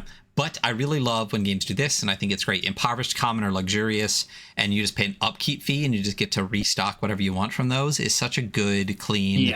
For a game that's so devoted to resource management, it's such a clean way to do it without getting into like the really things you want to obscure. Not everything needs to be like super resource managed. There's good things to obscure away. This is a good thing to obscure away. Yeah. Well, I mean, because it doesn't... At the end of the day, it doesn't fucking matter, because like you're not in the dungeon. Like you're not in the underworld, and you're just restocking stuff. So it's not like anything that's like something that would be like game changing wouldn't be in this stuff. I mean, luxurious gear is literally like fine clothes and a lantern and shit like that. Like it's not like a plus 18 demon slaying dragon sword or something. You know what I mean? Like, so I really love it. I think it's a really smart way that they did that. I will say that the incomplete list of pretty things pisses me off. That like, not in conditions, not in wounds, not in the challenge phase, not anywhere else, the armor rules are listed in the market. Yeah. And not only that, but the helm alphabetically is under H, which I guess is fine, but it's not under armor, and neither is, and shield is in the S's, and it's just like, there's just a better place where you could have put all of those things where it mattered. Because, like, realistically, when you make your adventurer first, like, the first time I read through, I was like, damn, you're fucking dead right away. And before I even knew armor was a thing. It was like pages before I realized armor was a thing. All right. Weapons, all that stuff. The example city phase. We're basically done with the city phase, right? We are. Okay, so the game mastering section, which is criminally small, considering such a massive portion of this book literally is written for the GM, but it's not in the GM section. So when we actually go to the table of contents, we see that the GM section is only it's less than 20 pages. You could double that easy and move so much stuff down. And here's the thing, and we said this before. The reason it matters that there's so much writing, because normally, again, I don't care. I love it. I have not read any of the stuff that was written, all the extra stuff that we're saying, where I was like, that's not good. It's all been fantastic. But again, it's like there's blog posts within the book. The problem with that in a book this big is that you spread the information over such a large area of space, the usability plummets. Right. Again, like if you're in section 1 and it says this other thing you're looking for is going to be in section 2, you're going to be, okay, I'll see it in just a page or two. And then you go 40 pages before you see it. That's a problem. So anyway, the GM section is a GM section. We're not really going to dig through it, but there's a GM's manifesto, much like the player manifesto, which talks about like speak generously, engage the senses. It's every GM thing you've ever read. Be fair, do all that kind of stuff. There's a section on running the crawl phase, which talks about creating stuff. There's a section on creating interesting characters. Just a whole bunch of stuff. Dude, the burden on prep for GMs in this game is enormous. It is enormous. It's enormous. Yeah, but it's a Megadungeon. Yes, and some people are really into that, and that's fine. Yes. I mean, I when I was running 5e, like I didn't mind the prep. The prep was fun for me. Like I used to do it on stream and have people like join me and stuff like that. If you are running a Megadungeon, you're the kind of GM that sees prep as fun. Yeah. If you don't like prep, you're not going to play a 5-year Megadungeon game. You know what I mean? Yeah, I mean, I'm prepping a 30 by 30 hex crawl, so maybe I shouldn't be talking about enormous amounts of prep. Whole section on running the challenge phase. I mean, we're not going to go through really into the GM section here. So there's some tables. There's literally a section on running each part of the phase, even though there was a section on running the challenge phase in the challenge phase section. There's another section on running the challenge phase here. Yeah. So it's weird that it's here. And then that's the game. We're just in the appendices. So I think we're really only going to touch on 1 or 2 of the appendices, maybe touch on the dungeon stuff a little bit, and then be done in the next like 15 minutes, hopefully. Sorcery. Tell me about it. Hey, there's sorcery. Yeah. Hey, there's magic. People cast. It's very cool. So your sorcery is tied to something called the 4 realms of spirits, sometimes called the far realms. So there's the wastes, which is exactly what it sounds like. The weird, which is exactly what it sounds like. The wield, which is a nature kind of chaos thing. And the welkin, which is a place of order and law. Which has I don't know how to characterize those spells, but yeah, we'll the waste has spells like brain fever, fear. What? Like, I mean, if you had to do this stuff, it's black mana, and the wield is green mana, and the welkin is white mana, and the weird is, I don't know magic well enough to know which one, but it's just weird. It's ooze mana. Yeah. The magic is very interesting. The spells are good, and I enjoyed it. So it was like I was saying, the waste has those spells that I named: necromancy, like raise dead, cloud, wither. The weird has things like animated object, give form to nothingness, mirror meld, and scry. The wield has control animal, flare, gust of wind, protection from elements, and then the welkin has spells like augury. Binding, which is my favorite type of magic, charm, feather, things like that. So casting a spell.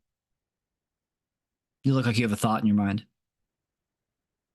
Don't be having thoughts, okay? I got nothing. Teach me how I should forget to think. Yeah. Had a Dougie or? Yeah. That was actually Romeo and Juliet, but yeah. So sorcerers can cast spells. They need to study and learn them. They have to have the talent magic of the blank. It's either one of those 4 things we just named. From the Path of Wands. The spells are brought about by using components. Components are not consumed when they're used. They're just a thing that you have to cast a spell. Components may be destroyed, lost, or stolen. During your city phase, you will prepare components and fill your pack with components. Let's do a spell is cast when a sorcerer holds that component in their hands and expends a charge of resolve, a point of resolve. You can cast a spell on anything you can touch or see. You must be able to speak loudly, as this is a spoken magic. And if the talent is in training, like all other talents, you have to spend 1 XP to cast it. very interesting rule that I love that I see in traditional fantasy books, but not a lot in games, is that iron is magic resistant. If someone is wearing a bunch of iron armor, they're resistant to magic. If you are carrying iron on you or wearing iron armor, you can't cast spells. And I love that. It's a nice little inherent limiter for magic, because magic can be very powerful. Not if someone's wearing iron armor, though. There's a couple different types of casting. There's casting during the crawl, which pretty much just works if it's on like an item or a willing participant. If you're targeting an unwilling creature or anything carried or worn by that creature, you have to spend one resolve and test wands. On success, the spell takes effect, and on failure, the target avoids or resists the spell. And then casting during a challenge phase, you must spend one resolve and speak incantation, that's in bold, to cast a spell. Speak incantation value must be larger than your target's initiative, like other offensive challenge actions. Scavenging, there's a little blurb for scavenging components from the in the underworld. It might be possible. Not a great idea, though. Really just a thing you'll do if you have to. Here we talk about magical effects. There's 10 spells for each branch of sorcery, and they're fairly minimalist, and they're very somewhat open-ended in how you interpret them. And this is basically just saying, like, work with the GMs, and GMs work with the players to decide how this effect shakes out. You can increase certain effects by spending more resolve. You can target more targets with a spell. And sometimes you can negotiate other effects with your GM. Once again, it's very open-ended. Several spells refer to the ideas of zones, which we talked about earlier. And that's just how they affect zones. There you go. I like the elf with the staff piece right here. Cool staff. Yeah. There is concentration. You can keep a spell running, but you can only really concentrate on one spell at a time. If you lose the spell, you suffer malfeasance, which is cool. And we'll get there. So if you take damage while holding on to a spell, you can test fate. If you succeed, you maintain the spell. If you fail, you lose the spell and suffer malfeasance. It talks more about iron, the anti-magic. You cannot cast a spell if you have a significant sized piece of armor or steel anywhere near your body. Steel as well, because obviously steel is partially made of iron. Yeah. And then we get to malfeasance. When magic goes... Is it? Yeah, maleficence. Maleficence? Wow. Maleficence. Well, thanks for letting me mispronounce it 3 times. I don't want to interrupt you. Maleficence table. It is basically where it's when things go bad with magic. Here's some circumstances where magic could go wrong. The sorcerer is hurt while concentrating, we just talked about. 2 spells cancel each other out. A sorcerer is interrupted during spell casting. Other instances per it's very open-ended narratively, and I do like that. Whenever the magic has the potential for going weird, it will. The tables are so dope. The tables are really pretty cool. I keep looking for the one. It's a minor arcana list for each individual style of magic, which is fantastic. So it depends on which of the magics you are using. They're all pretty good. I can't. A sorcerer vomits a pregnant rat, which falls to the ground and explodes as a surfeit of baby rats spill bloodily from her belly. Disease oozes from the undulating mass. Josh, you fuck. Like, you sick fuck. There is a warning for body horror right above this. Oh, yeah. Like the huge warning for body horror that says, like, this is all fucked up. Yeah. I like the one that is king on Wield. It is the guild is now the subject of a wild hunt. A gnome politely informs the guild that they now have a 1-day head start before an army of wood elves does their very best to try and kill them. Good luck. You're just hunted now. It's so good, dude. It's so good. I mean, some of them are really bad. Like an animate statue emerges from stone. It looks almost exactly like the the stony twin of the sorcerer. Its mission is to kill and replace the sorcerer. So good. Dude, like the one, literally, like the entire region is blighted. Plants wither and die. Mothers yield only stillburst. If the sorcerer is near civilization, there will be consequences. Bro, like this, I want a whole game that literally just exists in the maleficence of the wastes. You know what I mean? Like, that's where my fucking dark heart is. Anyway, yeah. Then there's like all spell list and curses and shit. Did you want to go over any of that? Yeah, they're there. Which spells do I really like? Fleshcraft is great. Do you want to do Fleshcraft? It's on page 206. Always love some flesh crafting. Yeah, so Fleshcraft. The sorcerer can use. The sorcerer uses a silver knife to cut off one of their body parts, which then can move independently. If the detached body part would take damage, the target takes 1 piercing damage and the spell ends. If the detached body part is placed in its original position, it willingly rejoins with the target's body. A detached hand can crawl like a spider. It's very difficult to notice. It can choke a sleeping man or drop poison into a cup relatively easily. Great. Just like, oh, there's a guy sleeping over there, cuts off hand, like skitters across the ground, and then chokes the person to death. Amazing.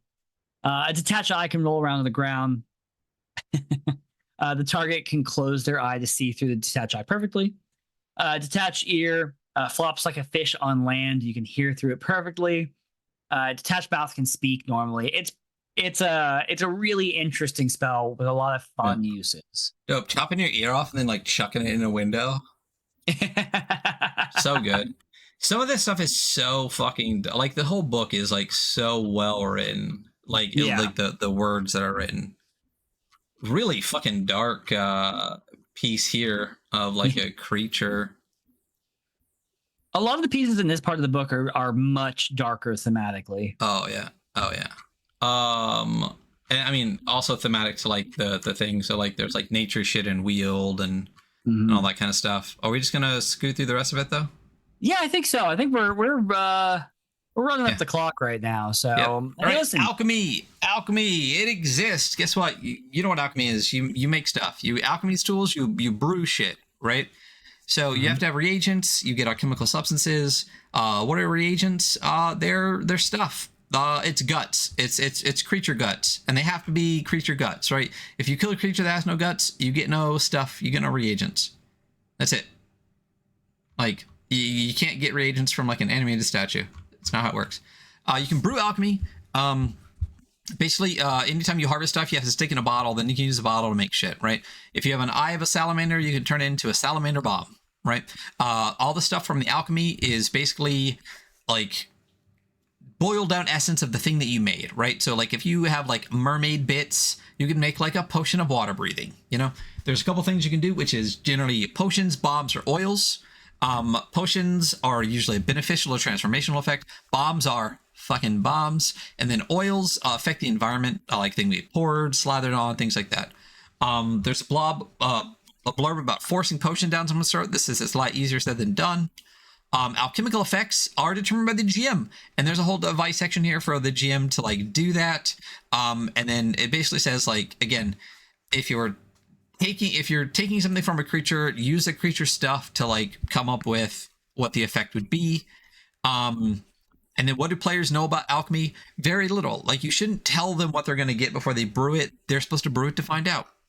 And then there is a big sampling of alchemical substance, like devil. So if it's a potion, you're now immune to fire for a watch. If it's a bomb, the victim is controlled to confess their gravest sins. And if it's oil, the oil burns with an invisible fire. It casts no light but generates heat. Boom. There you go. But there's like face rat. Yeah, face rat. Yeah. Harpy, fungoid. Basically, it gives you like the creature and then tells you a potion, bomb, and or oil for each of the creatures as examples. Cool section. Great piece of art here at the end. Fantastic weird piece of art. And that's it. Then we get to the last couple of appendices that we're pretty much going to skip over. There is the dungeon denizens. There's a whole section in the beginning on like what the creatures are. This is the great section. The ingredients of putting a creature together, which is like the theme, the threat, all those kind of bits. There's literally a page of like cards of like putting a creature together, which is kind of neat. But it goes through the creature stats where there's basically 1 through 7. You get theme and threat, attributes, health and defense, which is split. So there's health and defense. So if you have like 4 health and 5 defense, it's 4/5. You always mark off defense first, then health, unless it's piercing damage and it goes straight to health. I love it. It's a great way to do things. There's likes and hates, notes about the creature, the lesser dooms and greater dooms, which are like their bonus powers that they have. And then the creature's actions and stuff that you can do.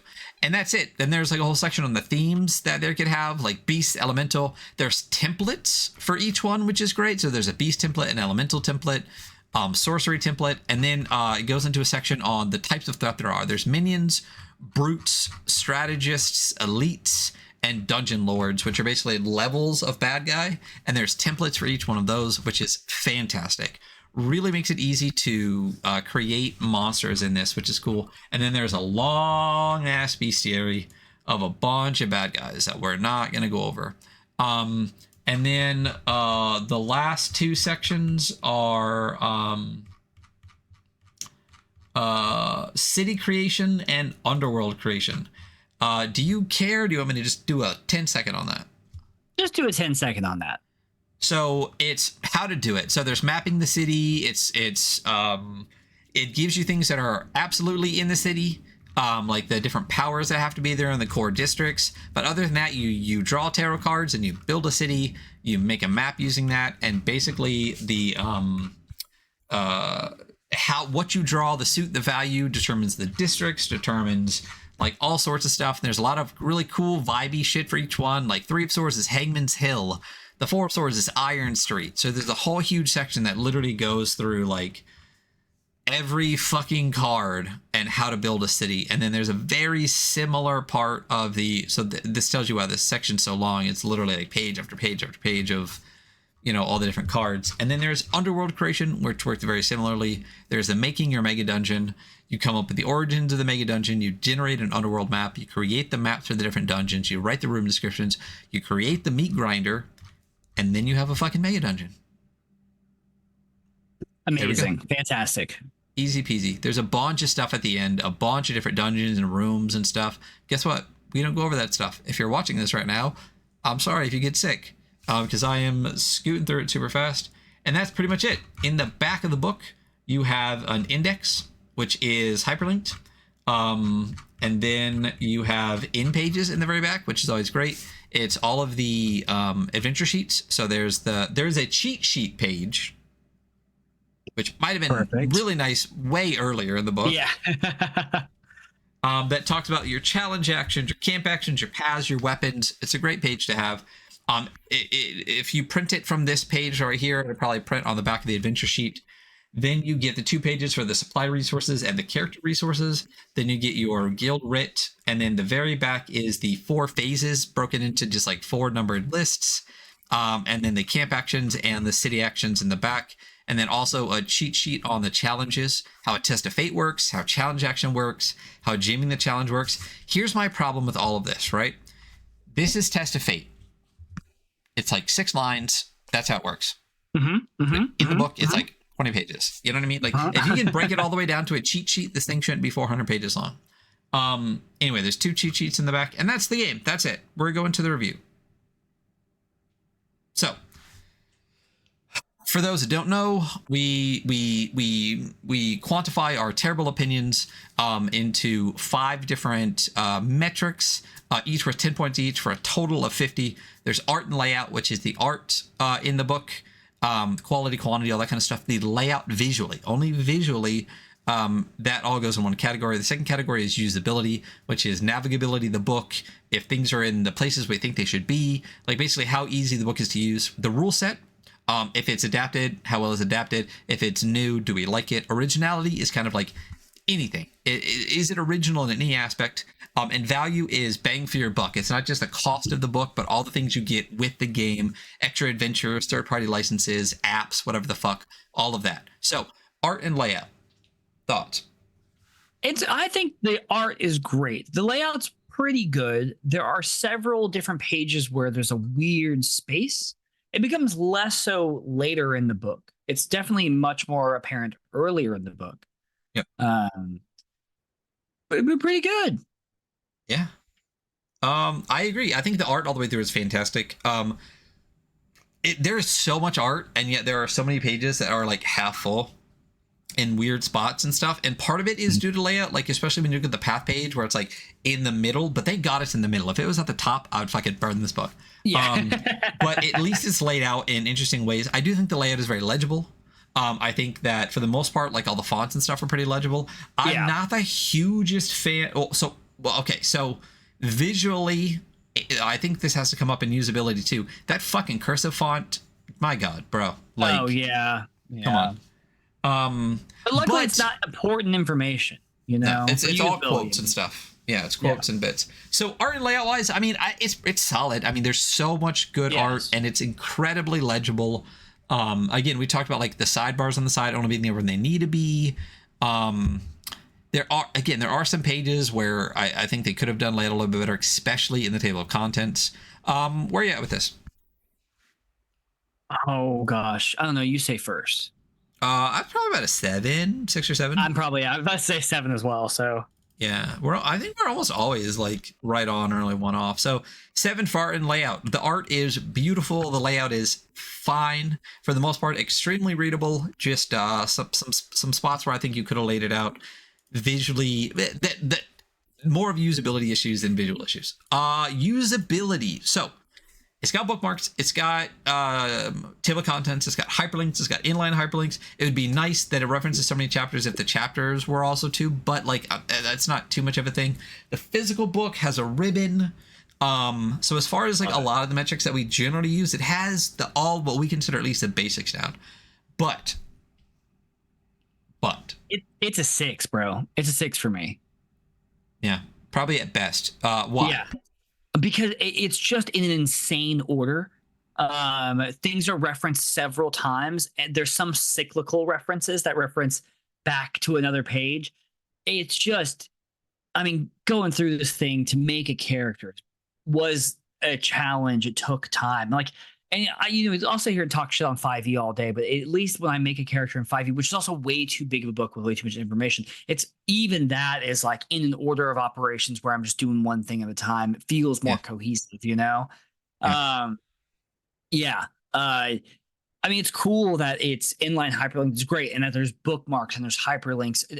It's unfortunate. But for us, realistically, that's considered like the basics. Like if you don't have that, you're I mean, start at a 5. My ability to use this book or parse information, especially if I want to run this, like the GM advice is everywhere in this game. I have to go through everything.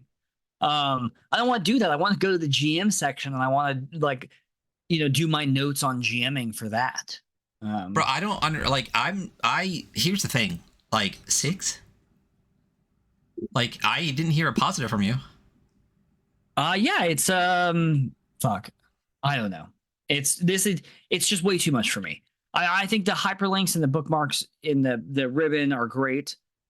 Yeah, but that's in our opinion. I mean, that's like pretty much the bare minimum. But other than that, bro, like you said, like there's so much GM info that should be in the GM section that's not there. Honestly, it might be a 5. So like, here's a perfect example, right?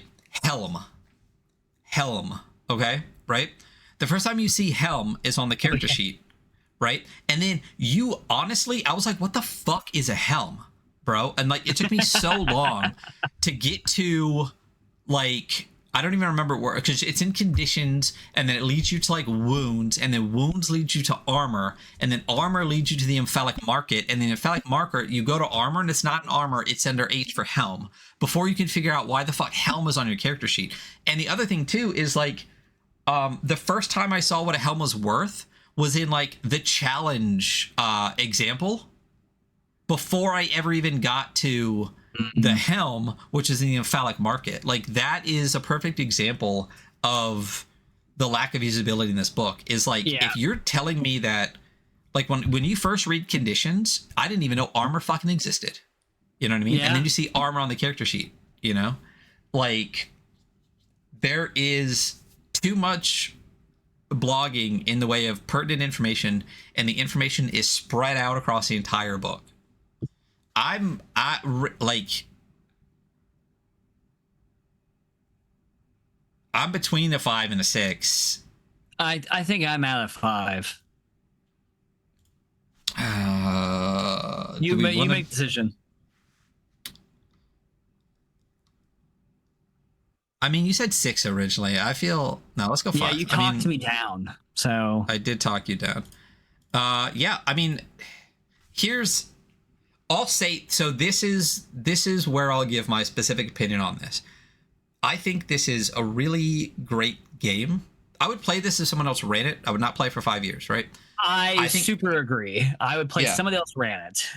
I think this is a really, really fun, good, like innovative, well-written, well-developed game and a flawed product. Yeah.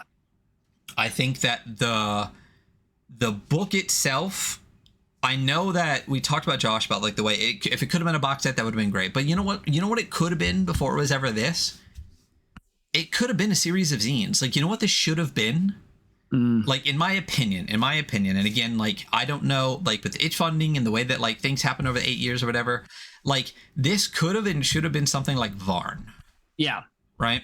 Where the core of, like, the game, which was, like, the challenge phase and stuff, like, after that was itch funded, had, like, a zine come out. And then when you did, like, the magic stuff, that could have been a zine. Like, it could have been a series of zines.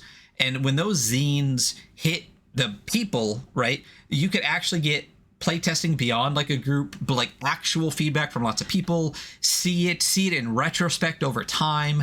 And then what this book now could have been was that series of zines getting put together into the final bit.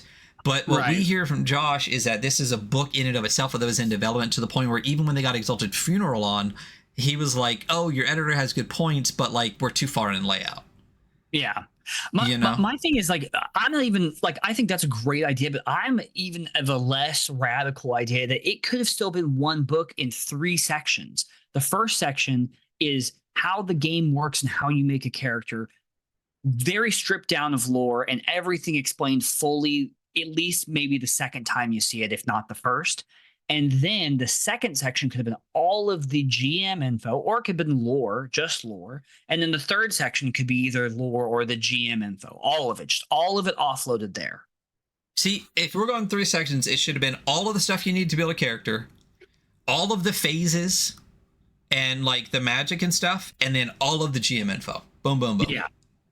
Like, well, where you put all the lore then, dude? You can space the lore all throughout, but again, you can edit out like so much of like the blogging that happened in this book. Anyway, that's how I feel about the usability of this product, is that like I think it's a really fun game, but like it shouldn't take. There are a lot of ways it says it's easy to make a character, and then it's like, no, it's not. Maybe like the 10th time. And it's just a frustrating thing it's just kind of frustrating. Again, like I think it's a fantastic game, and once again, like a flawed product. Rule set. What are your thoughts? I like the rules, man. I like a lot of the systems. Like, I think they're all really good. They all make sense. Like, they seem almost fun. Like, I do like that the challenge is a separate card game. I do like that mini game. And I think it has a layer of complexity that allows for strategic playing, but not so much so that like it's so bogged down. And if you do feel like that, there's a whole fucking working example that's like 6 pages.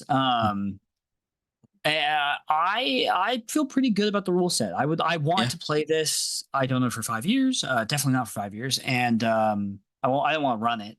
Because setting up for a GM is just like, it would take me a month, or several weeks. Yeah, I think for rule set, this is like a good strong 7 for me. You know, maybe an 8 even. I think actually, you know what, I said it. It's a 7 for me. What makes it not an 8 is there's just little things here. First off, there's a lot of procedures. And second off, like, I don't like the bidding for lore procedure, or necessarily the mechanized like a bond burning to get back like your health and stuff. You know, I feel like those are tenuous rules. Yeah, I agree with a lot of that. I think I really enjoy the rules a lot. First and foremost, I really like that it's very different. Like, this is not reinventing the wheel. This is not reinventing the dungeon game. the fact that it's very procedure heavy and that the procedures are interesting. Like, so when I was first reading the challenge phase with the cards, I was like, I genuinely was like, I'm not a fan. This feels weird. I don't understand. Like, I feel like you're losing a lot of like the seeing what happens with like the numbers after you declare your action.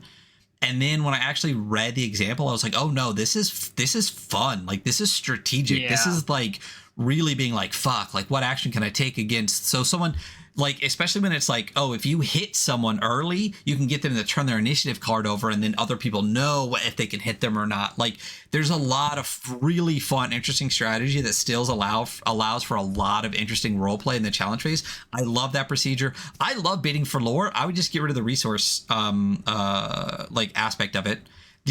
One of the only things that I really like system wise that if I can remember correctly is the having bonds be such an important meta currency and then having that be so tied to potentially like role play to me is the only thing that I think is, I don't know how you would rework it, and I understand why. And again, I have no problem with incentivizing behavior, but like we talked about this off screen where it was just like, what if I'm just having a bad day and I'm like, I want to play, but I'm just not super, like, I'm not completely present today, but I'm still like here and trying to participate.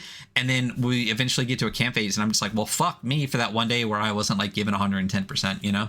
It feels, that's the only part that I really, really, really dislike. Otherwise, I really like this a lot. I really like a lot of the ways that the actual rules work, even the camp phase and like the city phase especially. I mean, I'm probably closer to an 8 for this than I am to a 7 because the things that I like, I think, far outweigh the things that I dislike specifically about the system itself.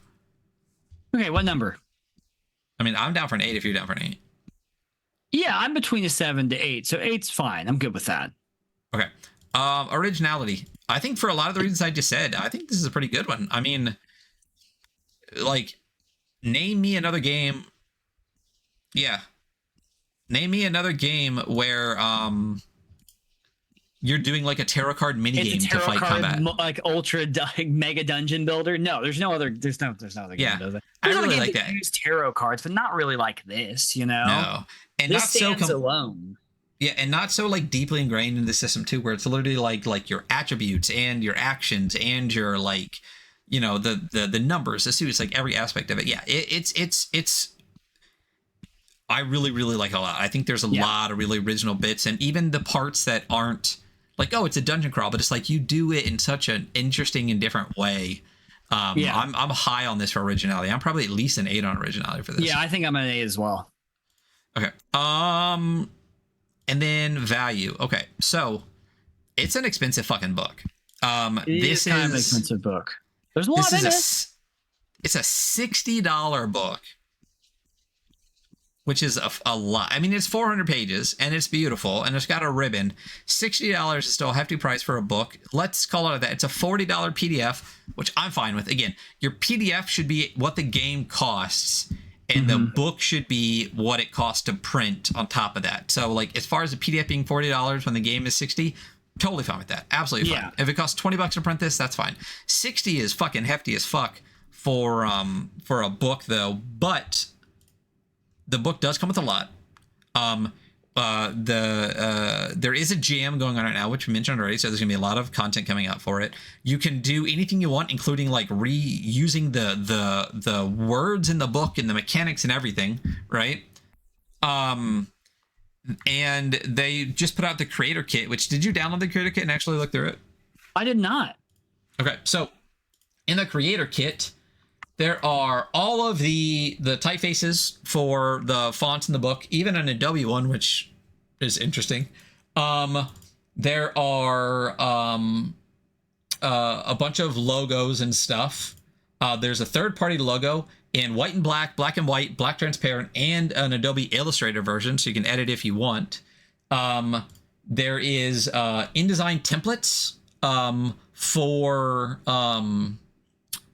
like actually putting it together that has like all of the headers, body text, body font, like everything all built into it.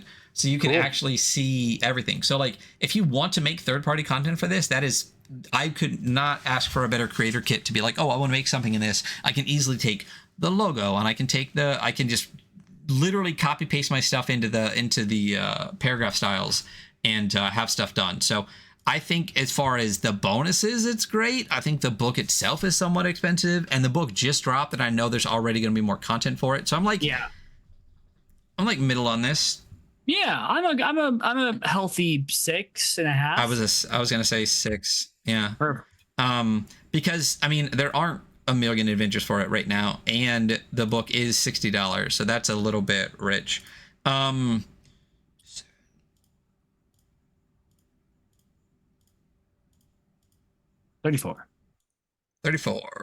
All right. So I think at the end of the day, especially when you look at like where the numbers are on this, the rules are great. The system is fun. I really love like the game itself, right? Mm-hmm. But it's, I mean, obviously it suffers most in usability. Again, I said it, and I think this is my takeaway from this entire thing: is this is a really great game, but a really flawed product. I agree. I think a more solid editing pass, not worrying about layout. I think a complete rearrangement of the way things are in there is fine. I mean, best case scenario, like multiple books would have been better, but even then, this could have been sectioned off a little bit better. Again, this gives me shades of Blades in the Dark. Not nearly as bad, but a bit of like you get the rule, then you get like 10 pages. Yeah, what about you? What are your final thoughts? Yeah, I would play this game. Cool. Yeah, I would absolutely play the game. And that is His Majesty the Worm. This is the 8 years in the making. Probably like at least 3 years. I've been waiting for it to drop on the Twitters. We've talked to Josh a number of times. At the end of the day, it was worth it. I mean, $60 for the book. I paid it, and I'm happy I did. It was really fun to go through. As you said, I would go through it, and I'll tell you what, I'm stealing a bunch of shit from it. Absolutely. Yeah, definitely. So go check out the Worm Jam that's happening right now. I'll make sure that the link to that is below in all of our stuff down there. And that's it. We're gonna get back to doing more reviews than anything else here on the show. We're gonna be for those that listen or that say they listen. We're really going to be peeling back from interviews. It doesn't mean that we're not doing any at all. We're obviously going to keep having our Not Cat Chats with Jert, maybe some occasional from other people, but for the most part, we're going to be peeling back, trying to get at least 3 to 4 reviews in a month, maybe more. Maybe some small form content. We're talking about doing some shorter like spotlight stuff, the things that we used to do for 45 minutes at the beginning of the episode, maybe having it be our own episode every now and then, a couple times a month.